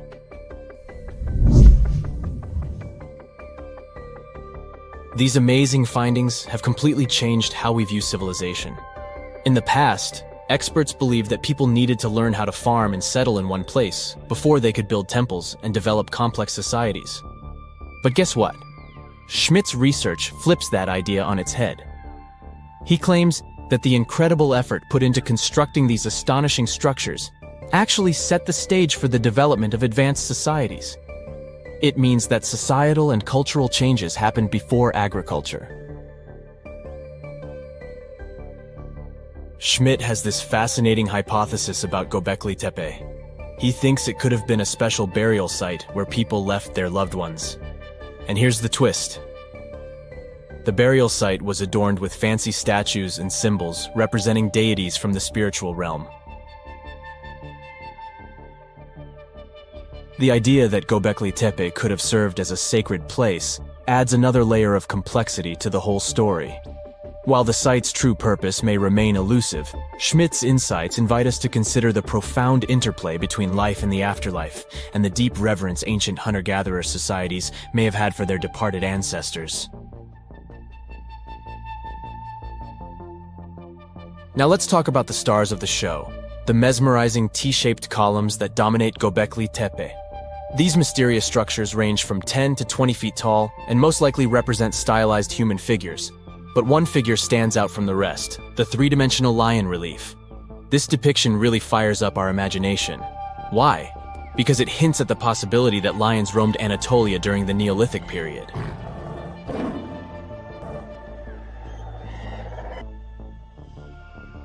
These standing stones are arranged in circles and placed in rectangular pits. Each circle has a similar setup. Two big T-shaped pillars in the center, surrounded by slightly smaller ones facing inward. Talk about a stylish arrangement. These towering pillars reach a whopping 16 feet and weigh between 7 and 10 tons. Some pillars are plain and simple, while others are like works of art with intricate carvings. Foxes, scorpions, and vultures come to life, crawling and twisting on the pillars' sides. But it's not just animals depicted on these stones. Some pillars have abstract shapes representing humans, and even small carvings of clothing items. Some of them even have belts. Now, there's one pillar that stands out from the rest like a rock star.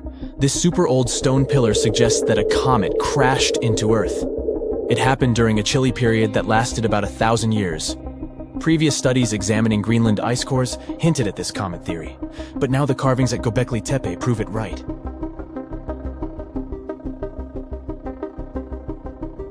The carvings on the pillars are like a historical comic strip. They even show a headless human figure. Researchers fed the images into a computer and discovered their connections to constellations, indicating that this temple might have been an ancient observatory. It's like our ancestors were trying to document this cataclysmic event in their own unique way.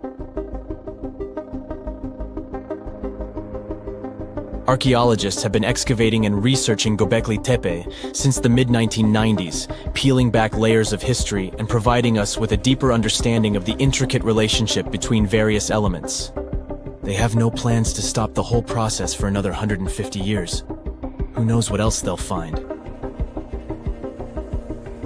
You see, Gobekli Tepe has been labeled purely as a ritual site with no signs of domestic activities.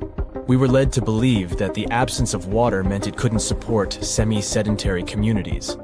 But scientists believe it's time to shake things up and approach Gobekli Tepe with fresh eyes. It's time to question what we believed before and use new evidence and different ways of thinking. Like, there might have been a group of people living in the area who didn't stay in one place all the time.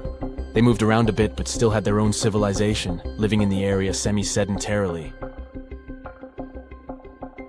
Gobekli Tepe is not just home to a single temple, but an astounding collection of over 20 ancient structures. As archaeologists delve into the depths of this wonder, they are unraveling its unique layout, featuring two prominent focal points at the heart of each establishment, complemented by smaller structures and dividing walls. What's even crazier is that in this area, there are over 200 obelisks, which are narrow tapering monuments. Everyone loves a good landmark. The Roman Colosseum, the ancient city of Machu Picchu, the Giza pyramids. But have you ever wondered how it once looked? Way back in the days when they were built? Or even in the time they were covered in ivy and forgotten by humanity? Buckle up, because we're heading on a time travel adventure to the world's greatest archaeological sites. Our voyage begins in South America, deep inside the Peruvian mountains. Behold, the city of Machu Picchu. Machu Picchu is a monument to the ingenuity and power of the Inca civilization. During its prime, the Inca civilization stretched 2,500 miles along South America's coastline from modern-day Ecuador all the way down to Chile. And Machu Picchu was located at the heart and center of it. The historic site was constructed at around 7,000 feet above sea level, more or less around 1450 BCE. The gated city consisted of around 150 buildings made of stone. The Incas managed to build temples, houses, and even a complex aqueduct system to irrigate the entire town. And yes, they did all that without the help of wheels or any instrument made of iron. The housing model is somewhat similar to stone houses we see nowadays, with the difference that the Incas didn't use any cement to stick together the blocks of stone. Yet, they fit seamlessly on top of each other. Not only that, the Incas must have developed a rudimentary yet effective anti-earthquake technology, since in the event of a quake, the rocks would shake without falling out of place.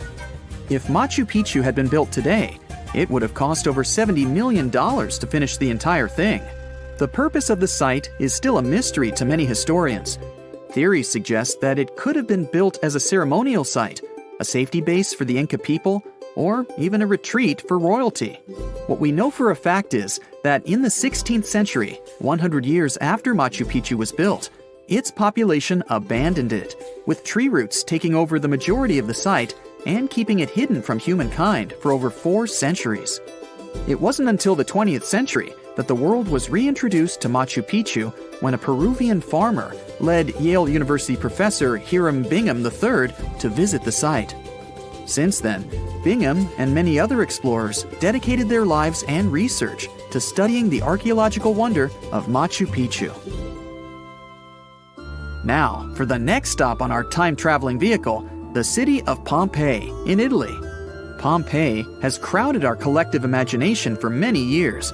The eruption of the Mount Vesuvius volcano in 79 AD and the destruction of an entire city is hopefully not something that will happen again. But I bet you're wondering, what did Pompeii look like on its last day? It took 18 hours for Pompeii's streets, markets, houses, and forums to be buried under millions of tons of volcanic ash. Thanks to some clever scientists, we discovered that the lava and ashes that covered Pompeii on its very last day actually helped to freeze the city in time. Different from ice, the cloud of ashes did not preserve the city intact, but as the items disintegrated over 2,000 years, they left voids under the earth. Archaeologists found that if they filled these voids with plaster, the shape of the buried city would soon reveal itself. And that's exactly what happened. Of course, it was nothing like the bustling city of 12,000 people that had existed for many years before the fateful eruption. Pompeii was a vibrant and rich municipality. The site's ruins revealed that many areas of Pompeii boasted impressive houses, some with balconies, which was a sign of great wealth at the time. And, believe it or not, even some artwork survived the eruption. Archaeologists found well-preserved frescoes and murals of mythological creatures, all indicating that members of the high society lived there. Ruins show the city even had thermal baths and showers made with luxurious materials. Oh, and apparently, the people of Pompeii had amazing teeth. Yes, archaeologists could see even that tiny level of detail from the plaster molds they recovered from underground. Still in the Italian territory, we find one of the world's biggest tourist attractions, the Roman Colosseum. It was built as an amphitheater during the reign of Emperor Vespasian, around 70 AD. It wasn't until 80 AD that Vespasian's son, Emperor Titus, inaugurated the Colosseum. The monument was something to behold, with 157-foot-tall walls, over 80 entrances, and the capacity to host 87,000 people. All social classes and groups were welcome at the Colosseum, and this partly explains why it flourished for so many centuries. During the decline of the Roman Empire, around the 6th century AD, the Colosseum started being neglected and abandoned.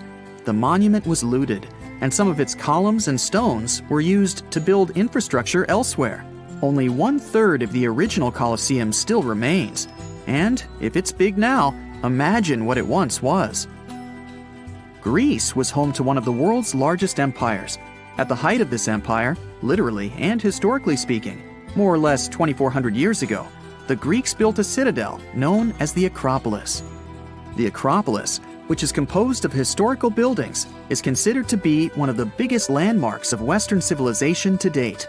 Tourists that visit the capital city of Athens today may be faced with yellowish and broken pillars of the Parthenon, standing way up high in one of the city's hills. But way back when it was built, between 447 and 432 BCE, the imposing and majestic Parthenon was purely white, as the entire monument was built with gleaming white marble. The statues inside were made of gold.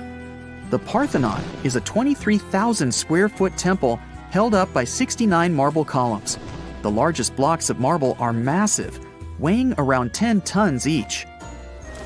And the most surprising fact is that the marble didn't come from Athens, but from a nearby site that stood 10 miles from the Acropolis, known as Mount Pentelicon. Historians intrigued by where the primary material for building the Acropolis came from found tiny and big blocks of marble all scattered around the floor of Mount Pentelicon.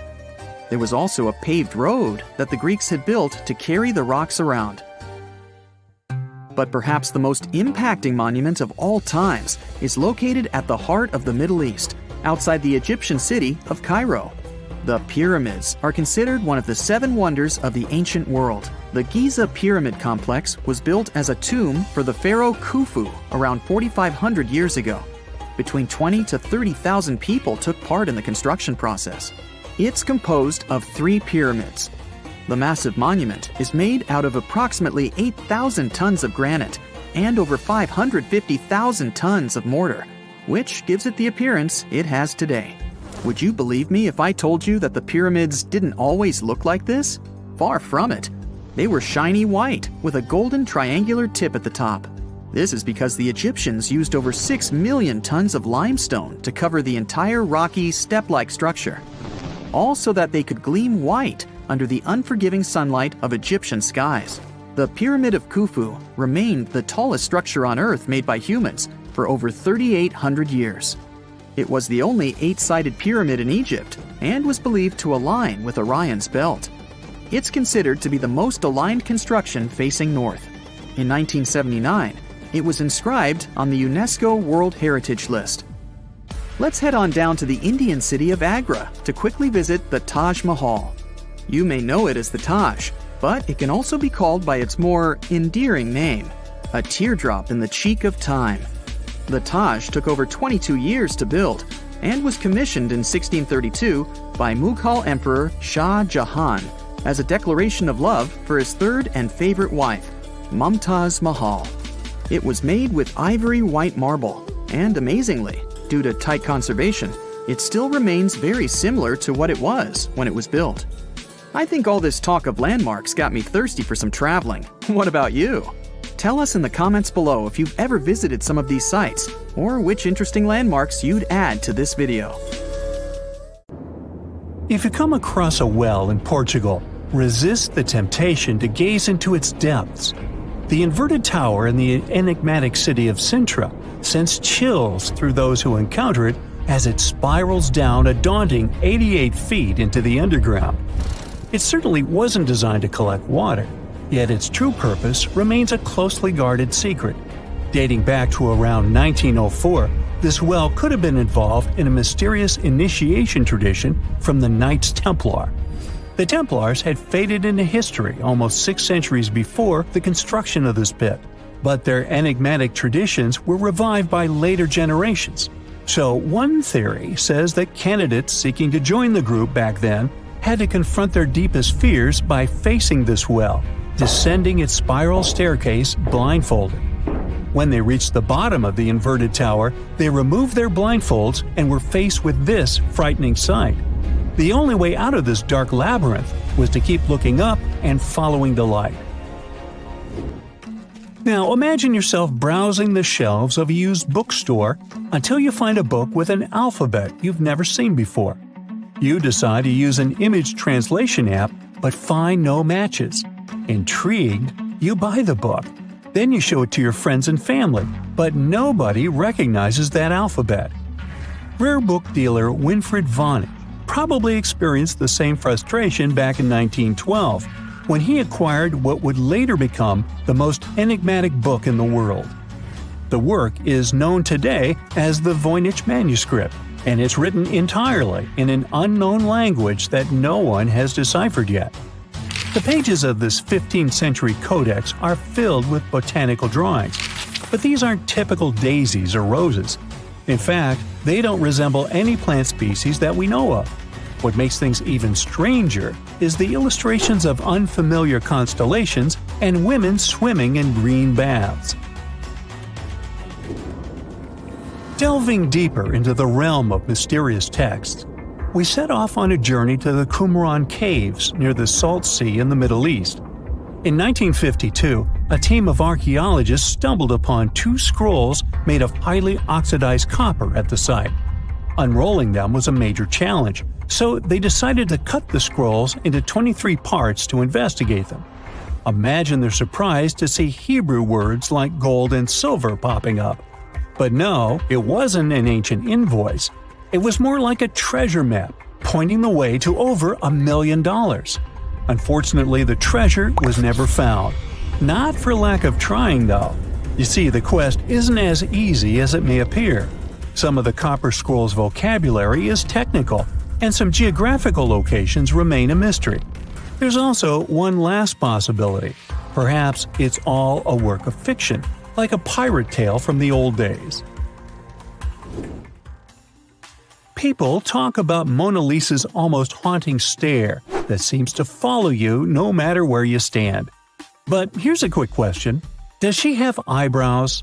You got it right if you said no, and her complete lack of eyebrows adds another layer of mystique to her gaze. The most common explanation is that beauty standards were different, and perhaps plucking the hairs above the eyes was a thing around 1503. But take a look at other Italian paintings from that time, like La Schiavona or Portrait of a Young Girl. Yep, eyebrows. So, not everyone was entirely pleased with this theory, like French inventor Pascal Cotte.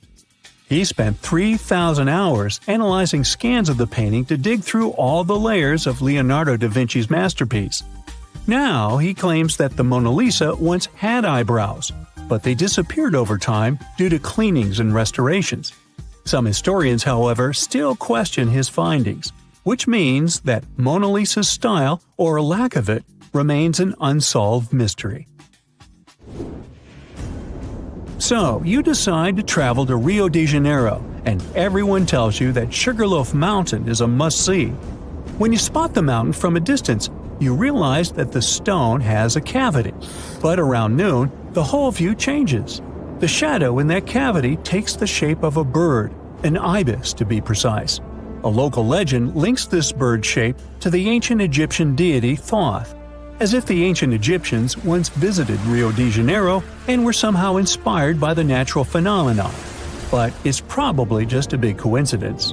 I mean, literally. The real mystery, however, lies in the waters around Sugarloaf Mountain.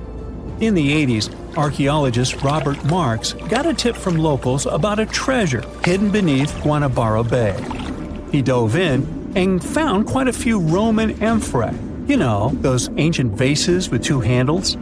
His discovery could potentially provide evidence of a Roman shipwreck that might have reached Brazil 17 centuries before the Portuguese even set foot there. However, he couldn't proceed with his research, and to this day, the idea of the Roman presence on Brazil's coast remains uncertain. The true location of Cleopatra's tomb isn't the only ancient Egyptian mystery. Many secrets are carved into the walls of ancient structures, like in the Temple of Seti I. Take a close look at this hieroglyph, and you'll notice that it resembles a modern-day helicopter. Look to the right, and you'll see an engraving that looks like a submarine. Odd, right? The most reasonable explanation for this has to do with the legacies of different rulers. When a new pharaoh came to power, they had their own hieroglyphs added over the original ones. But this is still a topic of debate, as some Egyptologists believe that these mysterious hieroglyphs may represent some kind of ancient technology. The same applies to the Dendera light. The image found in the underground passageway of the Hathor Temple is a subject of significant controversy in Egyptian history. Some researchers suggest that the inscription simply represents a rising sun, while others interpret it as evidence of some kind of modern lighting system. And it does indeed resemble Crookes' tube, one of the early experiments with electrical discharges. Although there's no concrete evidence of ancient Egyptians having modern electricity, some historians believe that this theory could help explain why many discovered tombs don't have any residues left behind from the use of oil lamps or candles. A lot has been said about the mysterious pyramids of Egypt, but many people tend to forget that other inexplicable structures had already existed even before them. Our next stop takes us to Turkey. The top of a hill known as Gockley Tepe, near the city of Urfa, holds an ancient secret. It features more than 20 circular stone enclosures dated back over 11,000 years. Many of these have heavily carved stone T-shaped pillars adorned with eerie human figures with folded hands. The most accepted theory is that it's the world's first temple, likely used for rituals or social events.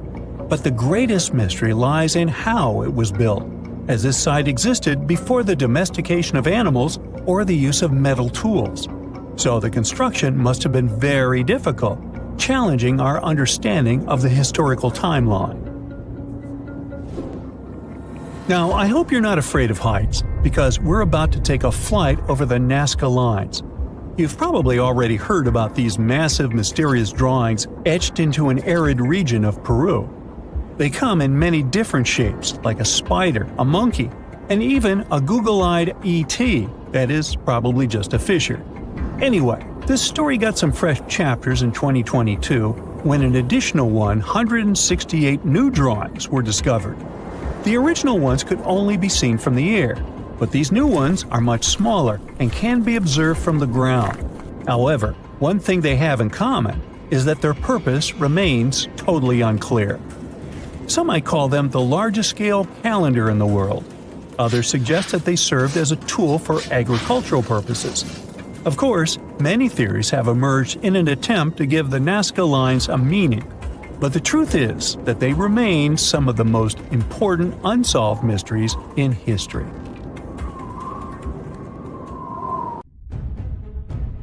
Today we're going to an art history trip. Our main focus is to unravel the mystery of whether or not ancient statues has always been white. We'll visit museums and even time travel to try and get a glimpse of what these statues were really like back in the day. To kick off our tour, we land in New York. We climb the famous steps of the Met, the Metropolitan Museum of Art, and walk inside this enormous museum. You walk down the aisle and get to the room where one of the world's biggest collections of ancient Greek and Roman statues is held. Admiring the large array of statues, one thing seems evident. They are mainly white. It makes sense since their primary material is white marble. For centuries, historians, archaeologists and researchers in general have always taken this fact for granted. Weren't these statues always white? Until recent decades, this wasn't something that people discussed. But in the 1980s, researchers unearthed an ancient Greek statue that was clearly pigmented. This new discovery made them wonder, were all ancient statues painted? Let's take a close look at this work of art. This 3rd century before the Common Era Greek statue was discovered to be almost entirely painted, still in its original form. You don't have to look too hard to notice that the statue still carries some of these original pink colors, with some shades of blue and red paint as well.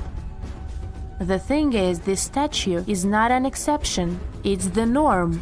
As it turns out, ancient civilizations did paint their sculptures with bright and vivid colors, but somewhere along our historic timeline, this information got lost.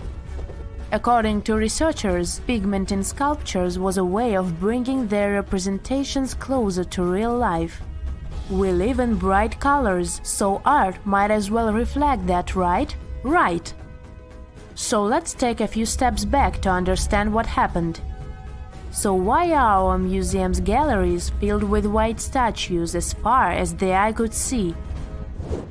You might have heard of Michelangelo. It's a famous Italian sculptor who carved the iconic David and painted the ceiling of the Sistine Chapel. Michelangelo was one of the most emblematic painters of the Renaissance.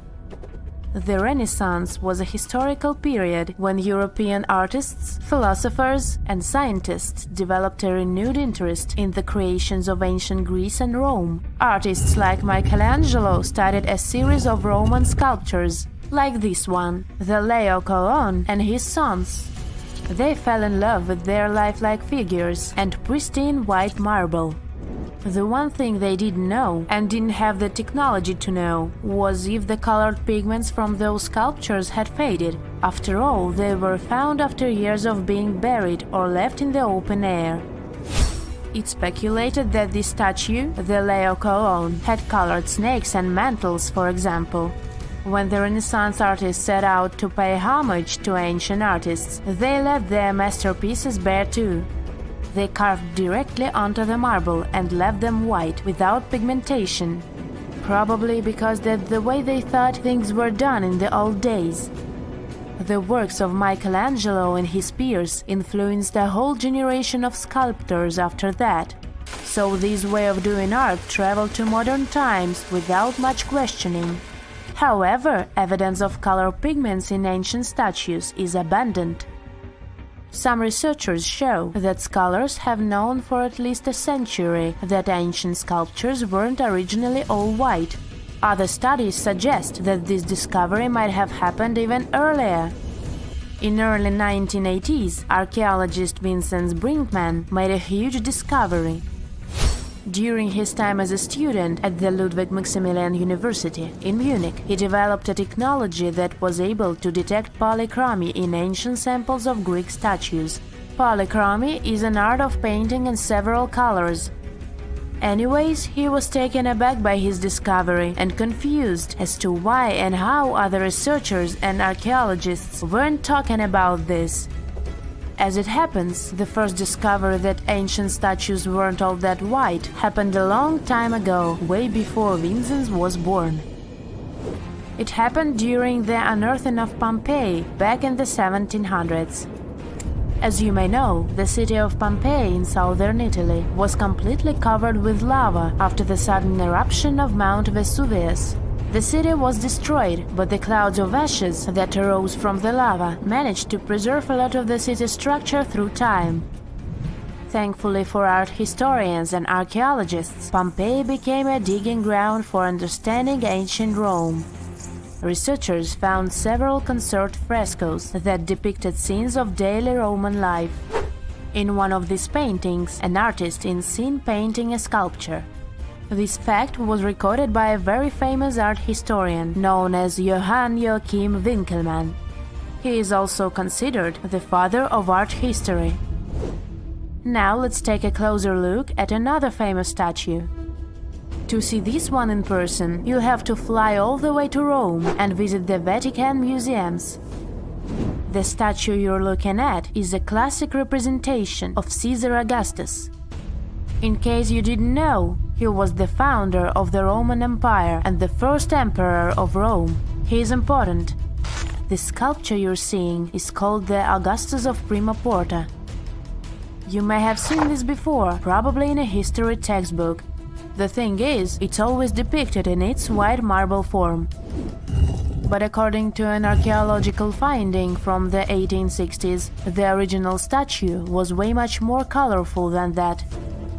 According to archaeologists, the statue of Augustus de Prima Porta has a crimson tunic, yellow armor, and a purple mantle. It's important to keep in mind that colors weren't made artificially as they are today.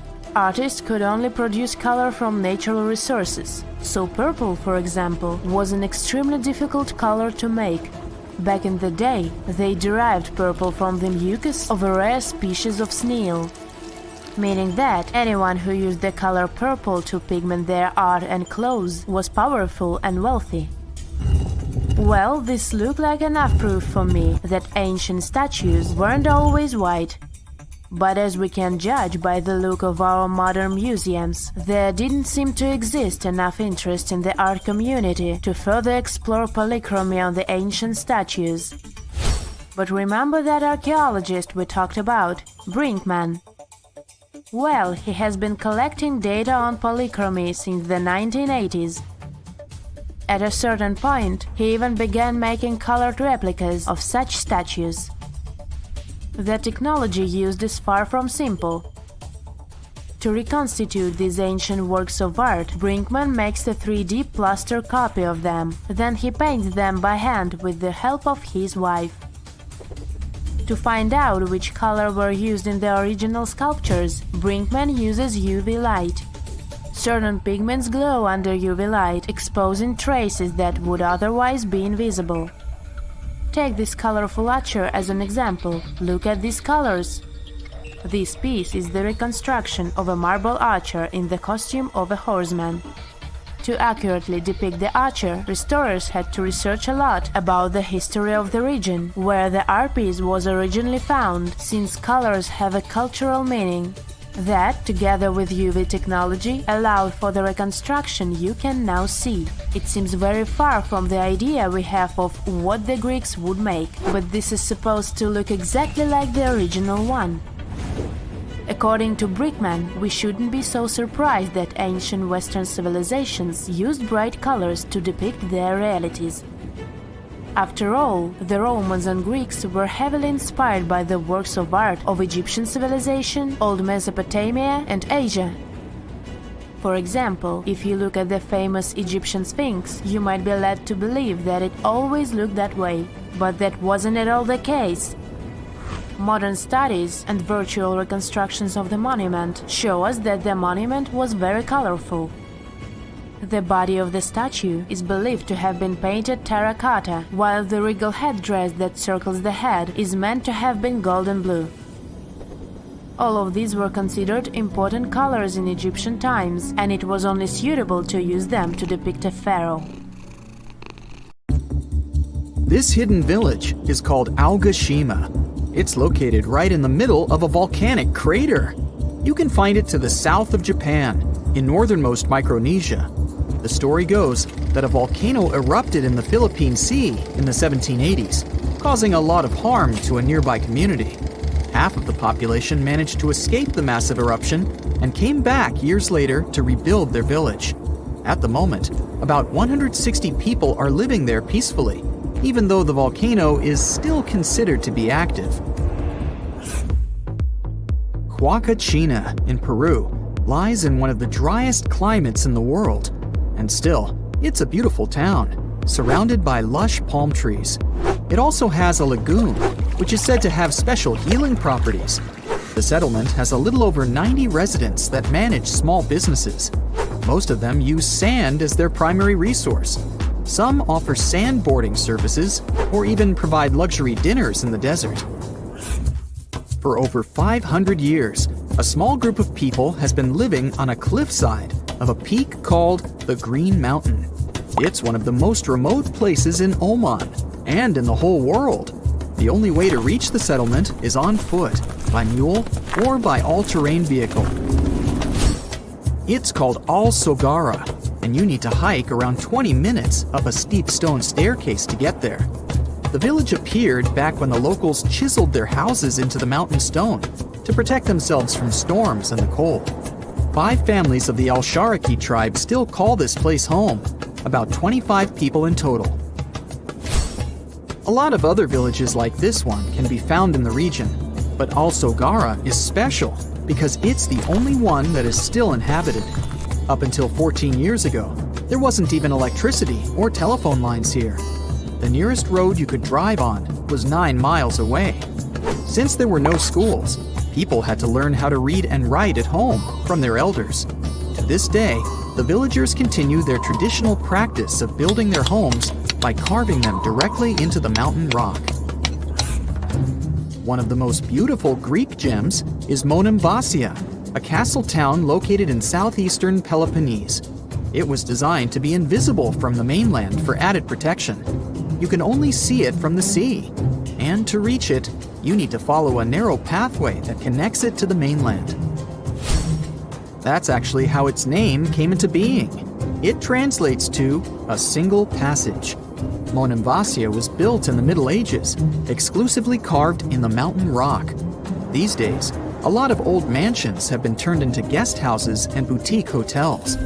Not only is the architecture amazing and beautifully preserved, but it's also surrounded by crystal clear waters. A town with no roads? Pack your bags for Giethoorn in the Netherlands, if you don't mind traveling by boat. The town is very peaceful, probably because everyone here travels by canals. Even the mail gets delivered by water.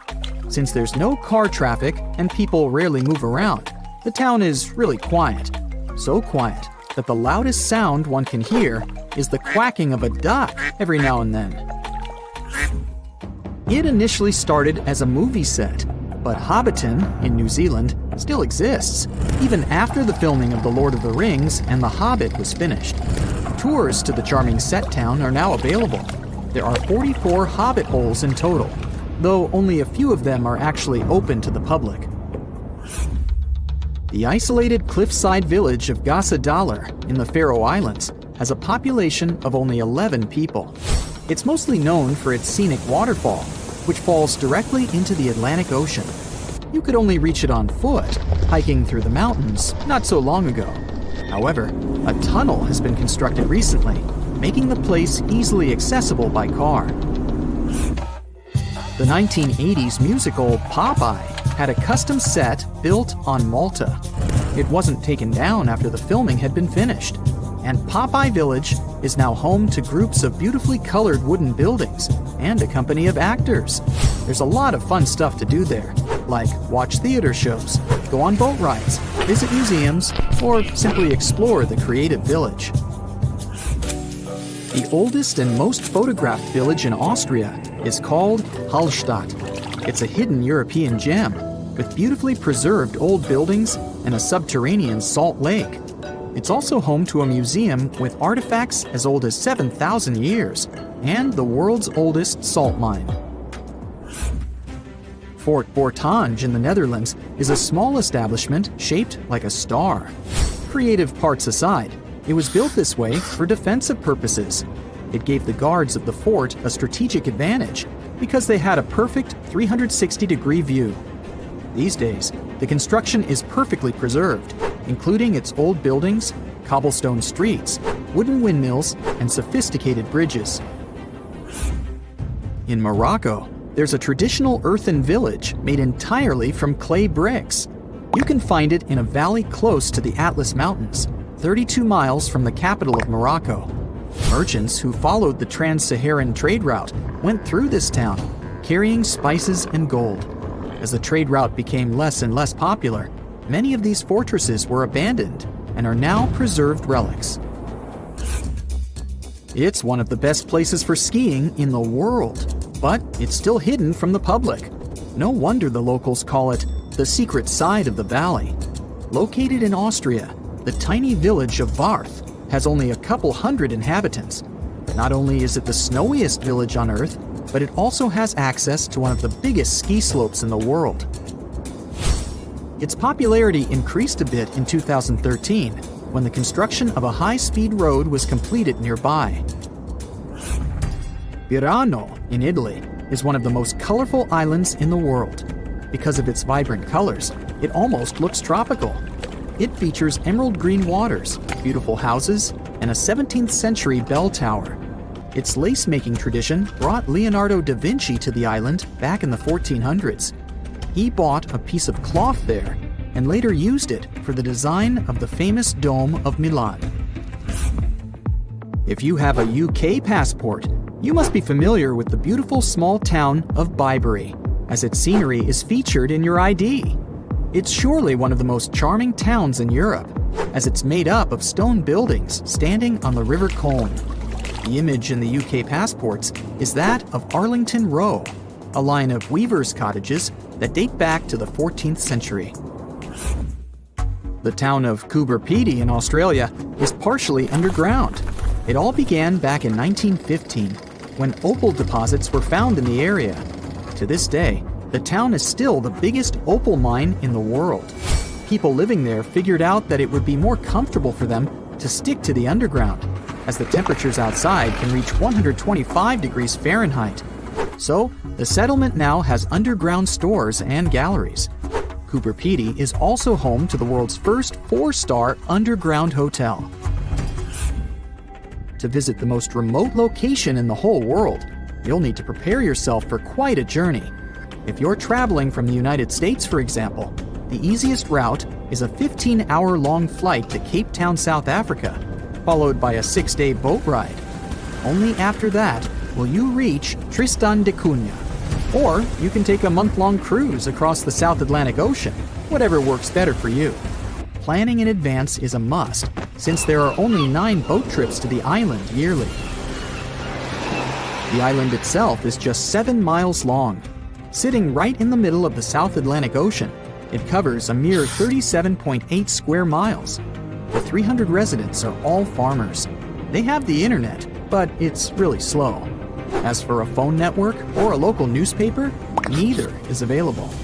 The inhabitants of the island speak a dialect of English that is used by the smallest number of people in the world. They say this place is swarming with money. It's been stored there for centuries, but no one managed to take it away from this island. Treasure hunters have been bewitched with this place since 1795. Many people have tried their luck looking for the treasure that could be hidden there by the Spanish pirates or even by the Knights Templar. But today, it's impossible to get there, as it's a private place, so all you can do is book an ocean tour around this island. Otherwise, you can take a peek at it in a TV reality show starring the Legina brothers, Rick and Marty, who are a team of enthusiasts looking for the treasures of Oak Island in Nova Scotia, Canada. Yeah, seems like there's no place where TV producers can't get to. One of the most famous discoveries out there was the so-called Money Pit. Despite the promising name, it wasn't full of money. Now we have to jump to 200 years ago. The Money Pit was first found by a 16-year-old kid in 1795. One day, Daniel McGinnis went fishing at Oak Island. He saw a tree there. Unsurprisingly, it was an oak, and it had weird markings. They didn't seem to be natural, so Daniel decided to check the area. He then saw a sunken patch of ground and started digging immediately. His 2 friends helped him out, but instead of treasures, the guys only found logs placed underground at regular intervals. It looked like a place where someone could hide money or jewels, but nothing precious was found. However, there was something curious down that pit. Someone found a granite stone there, and it had an engraved inscription on it. There were many attempts to decode it, but most of them ended up in failure. There's one translation though, and it says, 40 feet below, 2 million pounds are buried. Yeah, McGinnis and his friends should have dug harder. The next fun thing about the money pit is the coconut fiber found down there. They say that large amounts of this fiber were found at a depth of 60 feet. It may not surprise you, but I have to remind you of one thing. Oak Island is in Nova Scotia, Canada. Coconut trees do not grow there. The nearest one is about 1,500 miles from Nova Scotia, which makes it obvious that someone brought this fiber purposefully. Researchers came up with an idea that coconut fiber could have been used to make ropes and lower all the treasures down the pit. Next up, we have not one, but two mysteries. In the late 1800s, the Oak Island Treasure Company was thoroughly inspecting and excavating the island. Everyone believed something enormous was hidden there. These guys managed to drill 153 feet underground. That's like 15 stop signs stacked one on top of the other. You might have guessed that they didn't find pounds of gold and diamonds, but they found a manuscript. There's a theory claiming that it's one of Shakespeare's lost manuscripts. Some scientists believe that it was hidden there by the writer and scientist Francis Bacon, the true author of Shakespeare's works. Yeah, rumor has it was Francis and not William who wrote all the plays and sonnets. But there's no proof it was really so. The Money Pit may be the most popular shaft on Oak Island, but it's not the only one, and it's not the first. Before the Money Pit discovery, treasure hunters were drilling at Smith's Cove. While damming there, they found a wooden piece. It was a U-shaped formation that had Roman numerals. After a more thorough inspection, the specialists realized it was supposedly dated to 1769. The Money Pit was discovered 26 years later.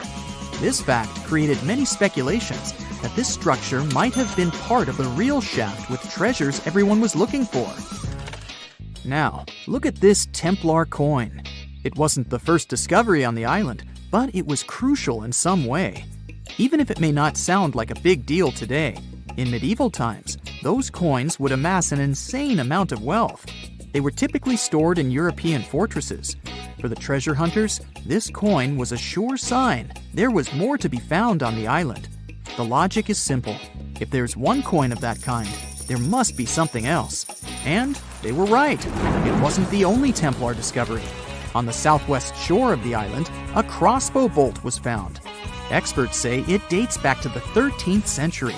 But, once again, that wasn't something the treasure hunters were after. Some more coins were found on the island.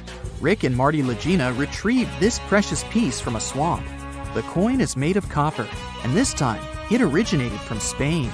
When it was found, the Legina brothers could only see the number 8 engraved on it. But later on, some experts studied this coin and claimed it was made sometime around the 17th century. They managed to clean it well and saw the date 1652 engraved on the back of this coin. There's a theory stating that Spanish explorers found some treasure but hid it instead of taking it to the king. So maybe this coin just dropped out of the chest full of coins and jewels and is part of the treasure everyone was after. Or someone could have accidentally lost it while looking for the treasure. Who knows? One more famous treasure hunter is Gary Drayton. Gary and his team, together with Rick Legina, came across 2 coins while metal detecting the island. Those were 17th century King Charles II Britannia coins. One of them had a very clear inscription on it, stating that the coin was minted back in 1771. Another swamp treasure of possibly Spanish origin is also here. This time, it's a silver ring. A specialist studied it closely and reported that it had been repaired twice. The ring was once made bigger, and it was also made smaller once. It's decorated with a floral design, which was popular in Europe in the 1730s. Among all the other curious things, Rick and Marty Legina found a silver button at Isaac Point. The button's pretty old. It supposedly dates back to the middle of the 18th century. and the notorious money pit was discovered later. This is why it wasn't a big deal of a find. It could simply belong to some farmer peacefully raising livestock on the island. There's no official record of any chest full of gems and coins found on Oak Island, but enthusiasts did find some jewels there. First off, the team found a brooch with a magnificent red gem. They mistakenly thought it was a ruby, but a professional gemologist stated it was a garnet. The piece was made of silver, and it's pretty old. Experts believe it was made around the 15 or 1600s. Another brooch they found didn't have any gems on it, but it had an intricate design. It's a brooch with a leaf design and an ornate rope. There are 13 branches of the leaf, which instantly created more mystery to the whole treasure hunting. First off, there's a carving with a 13-branched tree on a rock on the north shore of this island. What's more, many people believe that the number 13 is important to the Knights Templar. The enthusiasts also found a brooch not far away from the place where Daniel McGinnis, the guy who found the money pit, lived. The brooch was shown to a professional gemologist, Charles Luton Brain. He had to break it to the team that there were no gems adorning this piece of jewelry. In fact, the stone that seemed to be a gem was just a piece of glass. It was processed using a special technique though, so it was leaded glass. The enthusiasts decided to study the brooch even more and found out that part of the brooch was made of gold. The specialists claim that the brooch dates back to the 14th century. Was it the treasure everyone was looking for? It's the first day of your long-awaited trip to the Amazon forest. You flew all the way to South America. More specifically, you landed in the city of Manaus. It's the heart of the Brazilian Amazon. So far, you've traveled by air, car, and now water. You are on a tiny boat, moving through the dark waters of the Amazon River. Yes, the river is also called the Amazon. And just FYI, it's the second longest river in the world. It loses only to the Nile River in Egypt. The Amazon sprawls for an impressive 2,700 square miles, beginning in Peru and ending only when it meets the Atlantic Ocean off the coast of Brazil. To get a closer look at the forest, you decide to start by exploring it by boat. First up, you watch some piranha fishing. You can even try to catch one yourself if you like. As you may know, piranhas are carnivorous fish that inhabit the Amazon River, so it might not be your best option to go swimming in these waters. One of the most emblematic species of alligators present in the Amazon River basin is the broad-snouted caiman. It looks pretty much like a regular alligator, except for the fact that it has a yellow chin. Your guide leaves the boat and searches the water to show you a caiman up close. He also tells you of another legendary creature that lives in the dark waters of the river, the pink dolphin. Lucky you get to witness a family of pink dolphins showing their fins near your boat. They look magical from the place where you're sitting. You've probably never known dolphins can be pink, huh? After a few mesmerizing moments, you discover that the dolphin's pink color is nothing but an illusion.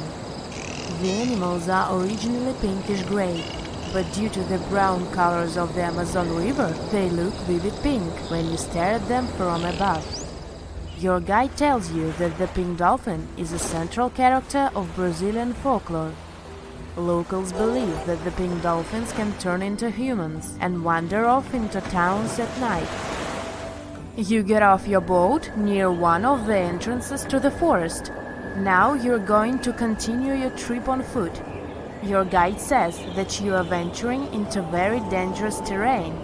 The Amazon is home to some of the creepiest species of wildlife on the globe, but don't worry, we'll get to see a lot of them today. You've come prepared, of course. Bug spray, a raincoat, and your sharp eyes. Inside the jungle, you need to be alert at all times. You may have heard legends of the anaconda, a snake that can swallow animals as big as a cow in one go. Sorry to break it to you, but those are not just legends. Reptiles like these do actually exist. They live deep in the jungle. at it right there, moving between the trees. Is it a spider? The so-called Goliath bird-eater is a monster spider. Its legs can grow up to a foot in length, and the spider itself can weigh around 6 ounces. It's also known as the king of tarantulas. You shouldn't get too close, of course. It's not venomous to humans, but its bite can surely sting. As its name suggests, the Goliath bird-eater can even eat birds, as long as they are smaller than it is. Up next, you run into another species of spider that draws your attention. This one is so tiny that you almost don't see it. It's known by the popular name of the decoy spider. You see one of its creations, a gigantic spider built by the tiny Cyclosis spider in order to scare off large predators. This is as amazing as it is creepy. A spider that uses the remains of other insects and dry leaves to create the image of a large spider on its web. If it fools predators, perfect! But to us humans, this work of art looks almost endearing. Who knew there were artists in the arachnid world? Near a small lake, you witness a unique scene. A large snake is slowly slithering its way toward a lizard that is resting on a rock. The lizard seems obvious to the presence of the dangerous reptile, but right as the snake is preparing to attack, the lizard flies the scene in its iconic way. The so-called basilisk lizard is famous for its ability to walk on water, or rather run across the water. This isn't an illusion, just a matter of balancing. The small lizard moves its legs on top of the water very fast, while its long tail serves as a counterweight. I wish I could do that. If you've ever wondered what a frog looks like on the inside, you've come to the right place. Right in front of your eyes, there is a rare local species of frog. It's known as the glass frog. This species of amphibian has a type of transparent skin that is completely see-through.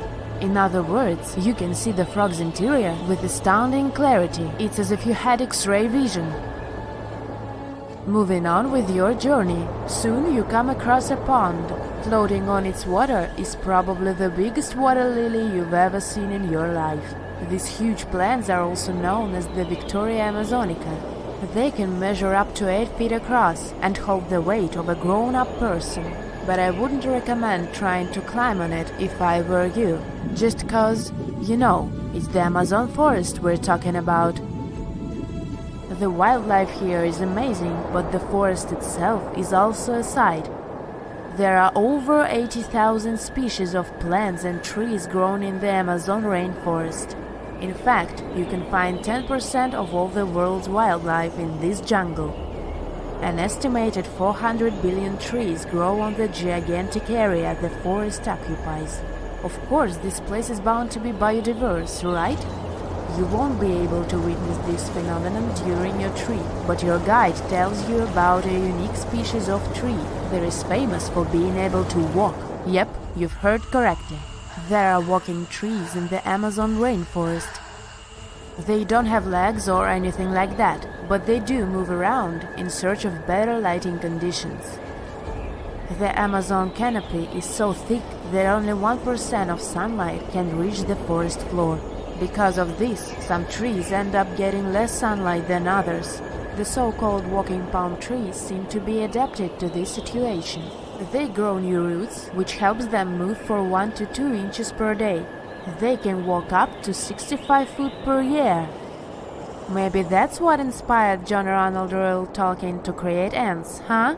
Those are pretty similar tree beings that roam freely around the world. I kid you not, it's not only wildlife that inhabits the Amazon. Actually, over 30 million people live in the forest. And there are also ancient settlements that scientists believe to have been thriving there. And I'm not talking about El Dorado, that's just a myth. But in 2018, a groundbreaking study showed that up to 1 million people probably inhabited the Amazon, between 1250 and 1500 CE. Can you imagine that? Working alongside local indigenous people, researchers from the University of Florida found several mounds in the Amazon. Besides these mounds, they also discovered interesting ditches and geoglyphs. After mapping all of these recurring mounds, scientists understood that this was a sign of an ancient settlement. They found remnants of carefully designed walls centered around plazas. This could only mean that these ancient cities were big and could host hundreds of thousands of people. These findings brought back the idea that the Amazon could have been home to thriving civilizations way before the Europeans arrived there. But rather than cities drenched in gold, they were simply well-developed agricultural societies. The ancient Indian texts mention beautifully decorated chariots or entire palaces called vimanas that could take off and, in a matter of seconds, fly away as far as space. Some people believe these vimanas only existed in Indian mythology, but it's also possible that they were based on a real technology that had been lost over the centuries. According to the Vedas, ancient Indian religious texts, there was the elephant vimana with several engines and many other types named after animals and birds. There was one for local travel, one for visiting different countries, and one for traveling to the moon and various planets. They could develop a great speed. One vimana had the superpower of invisibility. Another one was shaped like a sphere and was built on the winds produced by Mercury. This vimana was said to generate an enormous ray like the sun and make noise like the storm's thunder. All the vimanas were unbreakable and perfect for attacks on foes. Now, to operate a vimana, you'd need to know a lot of stuff, pretty much like today's airplane pilots. 32 secrets in total. They'd cover the aircraft structure and the secrets of taking off and maneuvering without crashing. That's a good thing. The pilot was also expected to know how to be seen and unseen, how to be hidden, how to be quick, how to manage contractions and expansion, and many other tricks.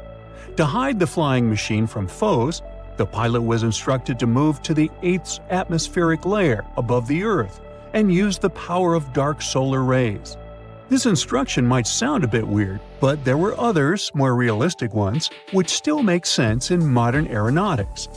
There are sections of ancient texts on the vimanas that focus on details like flight paths, pilot training, navigation, and even suitable clothes for pilots and recommended food for long flights. There was also a lot of technical detail about the use of heat-absorbing metals, the metals utilized, and melting points. The supporters of the theory that the vimanas were more than just myths are sure that the ancient Indians would unlikely go into all these details just for a beautiful story. So, the flying palaces might have been real and way ahead of their time, like many other great Indian inventions. Back in the 6th century BCE, an Indian physician named Sushruta basically wrote the original guide to medicine and surgery. They even called him the father of surgery for his work. Sushruta laid down the details on hundreds of medicinal plants and described complex surgical procedures. He gave instructions on nose reconstructions and skin transplants from one part of the body to another. The original method of rhinoplasty, which involved taking a piece of skin from the forehead to reconstruct the nose, is still used today. But back then, it had a slightly different purpose than surprising your followers on social media. Those nose jobs helped out folks who had lost their noses as punishment for crimes or in fights. Now, you gotta thank an ancient Indian math prodigy for the invention of zero. It might not seem like a big deal, but without it, we would have no binary system and no computers. People before the 5th century CE were only thinking about some sort of a sign to indicate nothing. The invention made addition, subtraction, and other mathematical operations a whole lot easier. You can see the oldest zero in existence carved in the wall of a temple in Gwalior, India. The Indus Valley Civilization was using rulers in 1500 BCE and earlier. Made from ivory, these rulers were found during excavations in what is present-day Pakistan and northwestern India. They were widely used in architecture with amazing accuracy. They had units corresponding to slightly over 1 inch that were marked with precise subdivisions within 5 thousandths of an inch. The next invention is more of a concept than a physical item. Standardization is all about setting the rules based on a bunch of people, things, or interests. One of its cool applications that we've all gotten used to is standard weights. Whether you're using pounds or kilograms, you need these universal measurements for weight, right? For this, we owe a big shout-out to the merchants from the Indus Valley Civilization who lived around 4,000 years ago. They were measuring everything from food grains to fancy luxury goods using these standardized weights. And their weights had decimal and binary mathematical systems going on. They didn't have high-tech gear, but they pulled off some serious precision using complex calculations and even sand for construction. Their art of standardization made its way to Persia and Central Asia, basically becoming the global weight-watching standard. So if yoga is your go-to exercise, you definitely have a personal reason to appreciate the ancient Indian geniuses. Over 5,000 years ago, during the rule of the Indus-Sarasvati civilization in northern India, yoga was first mentioned in the Vedas. Yoga was refined and shaped over the centuries until it grew into a massive teaching with over 200 sacred writings dedicated to this way of obtaining enlightenment. At the beginning of the current era, yoga got a new trajectory thanks to a Hindu writer who laid down a system of yoga in his text, the Yoga Sutras. It became a whole-body rejuvenation, a life-extending practice with poses that you are still doing on the mat today.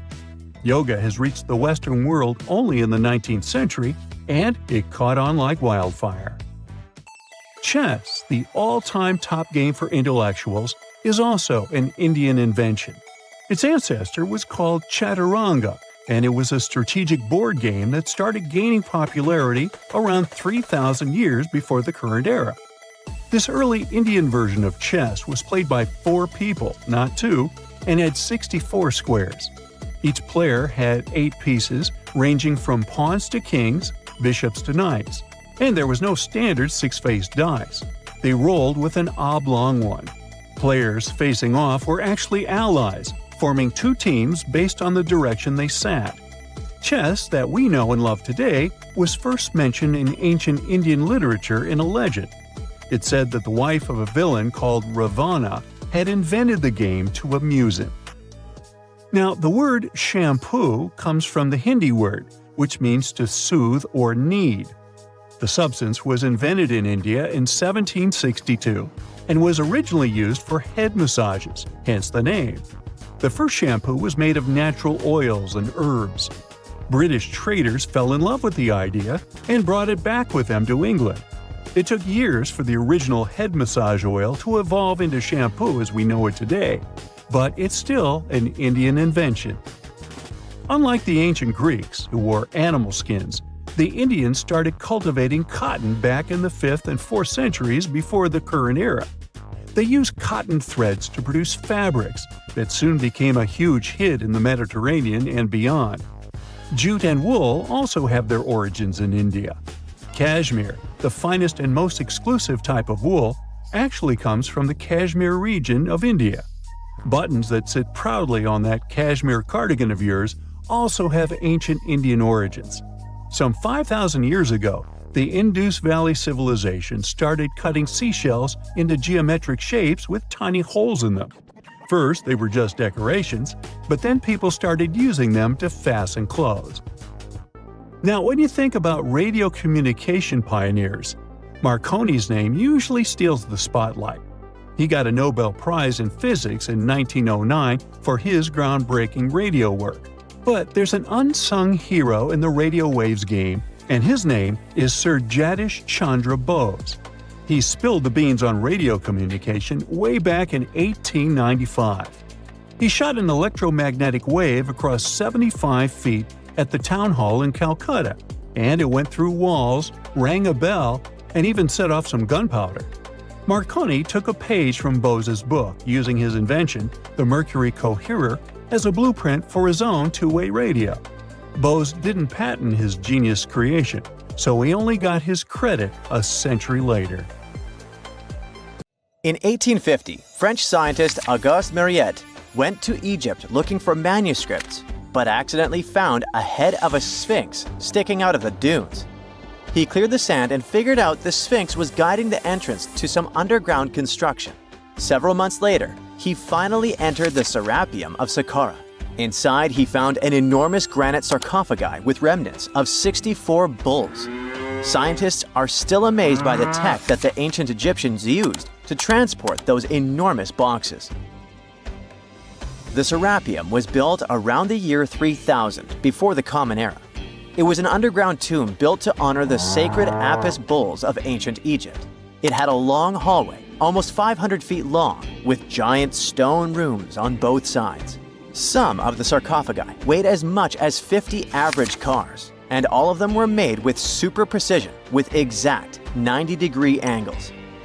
These sarcophagi were beautifully decorated with hieroglyphs and carvings that told stories about the lives and importance of the Apis bulls. Now, there are 24 sarcophagi left. In ancient Egypt, Apis bulls were very special animals connected to the deity Ptah. They thought the bulls carried Ptah's spirit and wisdom, helped the pharaoh, and protected the Egyptians. Priests looked for special markings on young bulls to find Apis bulls. It could be a white triangle on its forehead, which symbolized divine light, a shape on its back like a vulture's wing, and a scarab shape under its tongue, which stood for rebirth. If a bull had these signs, they believed it was chosen by Ptah and treated it like royalty. The chosen bulls lived in a special temple in Memphis, the city where they worshipped Ptah. They received the best care and offerings from visitors who wanted their blessings. When an Apis bull passed away, it was treated with great honor and mummified. When Mariette entered the Serapium, he noticed traces of rollers on the gallery's floor and found 2 wooden horizontal winches. Each had 8 levers. Later, other explorers saw double rails. The burial chambers were lower than the hallway floor. To get the boxes into place, workers filled the chambers with sand so the sarcophagi could be rolled in straight. Then they slowly removed the sand to gently lower the boxes into perfectly cut spaces in the bedrock. A carved stone sign found in the Serapium said it took 28 days to move just one sarcophagus and its lid into its spot during the time of Ptolemy II. The extreme precision of the sarcophagi with 90-degree angles also has an explanation. Ancient Egyptians wrote texts, or rather, papyrus, on geometry a long time ago. It shows that they knew the approximate number pi and could calculate the volume of a pyramid with its top cut off. If they could figure out complicated math like that back then, it makes sense that they could also carve perfectly flat surfaces 500 years later. All this sounds pretty legit, but some people think certain things don't add up here. The size of boxes is way larger than the size of bulls, yet they buried pharaohs in tiny coffins that barely fit their bodies. The sarcophagi are made out of granite with crazy precision, and they could have just used limestone, which would have made things way easier. The transportation of the boxes seems pretty simple, but only in theory. If one person could pull about 440 pounds, then at least 250 people would be needed to pull just one box. The tunnels in the Serapium are really narrow, only about 2 feet wider than the boxes themselves. There's no way hundreds of people could have squeezed into those tight spaces to pull the boxes. And even if they did, how would they turn the box in the cramped corridor, lower it into its niche, and place it perfectly in the middle? Somehow they did this 24 times, and every box is centered perfectly. Plus, the chambers were dusty, and there were no signs of soot from lamps. This means they must have worked in almost complete darkness. The real use of the boxes could also be different. A long time ago, even before the Egyptian pharaohs ruled, the local people already knew how to use fermentation. It happens when tiny organisms called yeast eat certain ingredients like starch and turn them into gas and ethanol. So someone in ancient Egypt probably put food like barley, bread, and even meat inside a giant stone box, then closed it tight with a heavy lid. These stone boxes, carved from granite, were so precisely made that they were almost completely sealed, so nothing could escape from it. As the yeast inside the box started working, it created more and more CO2 gas, It built up pressure inside the box. The granite boxes were incredibly strong. They could handle more pressure than a car tire can hold. When granite was squeezed under such pressure, its crystals produced a tiny electric charge. This effect was possible because granite contains quartz, a material that reacts to pressure this way. The process also needed meat or animal parts, possibly to help the yeast grow better. Meat contains something called oleic acid, which yeast needs to keep growing and to survive the bad effects of the ethanol it produces. As the pressure inside the box kept growing, the combination of gases and electricity made these boxes not just ancient fridges, but powerful energy systems. Over time, the pressure inside got so strong that it could push the lid open and the gas would escape with a pop. But when people rediscovered the Serapium in 1850, they found old drawings that showed piles of stones stacked on top of some of the box lids. So, someone long ago probably tried to make the lids even heavier by adding extra weight to make it harder for the gas pressure to push them open. This extra weight also meant the quartz crystals in the granite could keep creating more electricity under all that pressure. If someone opened one of these stone boxes thousands of years later, they would only find bones from bulls that were placed in the box. And that's exactly what Marriott discovered in the 1850s. They opened the Serapium for visitors soon after the first excavations in the second half of the 19th century. Prince of Wales even had a luncheon with his guests in one of the sarcophagi. Sands and earthquakes made the site inaccessible for a while, but now you can visit it again and try to solve the mystery yourself. With new tech, we could have answers to many other historical mysteries soon. A team of scientists at Chicago's Field Museum of Natural History recently used a special CT scanner to learn more about ancient Egyptian mummies without unwrapping them. They gently rolled 26 mummies on custom carts out to the parking lot, where the scanner was waiting. It took thousands of detailed X-ray pictures of each mummy and their coffins. When all the pictures were put together, they created 3D images that showed what was inside, the skeletons, and some artifacts. The scientists hope these images will help them understand ancient Egyptian burial practices from over 3,000 years ago. Even though the scanning process only took 4 days, it might take 3 years to study all the data. But scientists were able to learn some personal details about the mummies. One of the most popular mummified individuals at the museum, Lady Chineta, was a woman who lived in ancient Egypt about 3,000 years ago. It looks like she passed away in her late 30s or early 40s. To make sure her body looked complete for the afterlife, embalmers put stuffing in her neck to keep it from collapsing. They also placed artificial eyes in her sockets, so she would have eyes in the next world. She was wrapped in fancy linen and placed in a beautifully decorated coffin. The scans revealed that it had been carefully crafted with a slit at the back, which embalmers used to fit the body. There were also some artistic details on the surface, like markings for her knees. It looks like her burial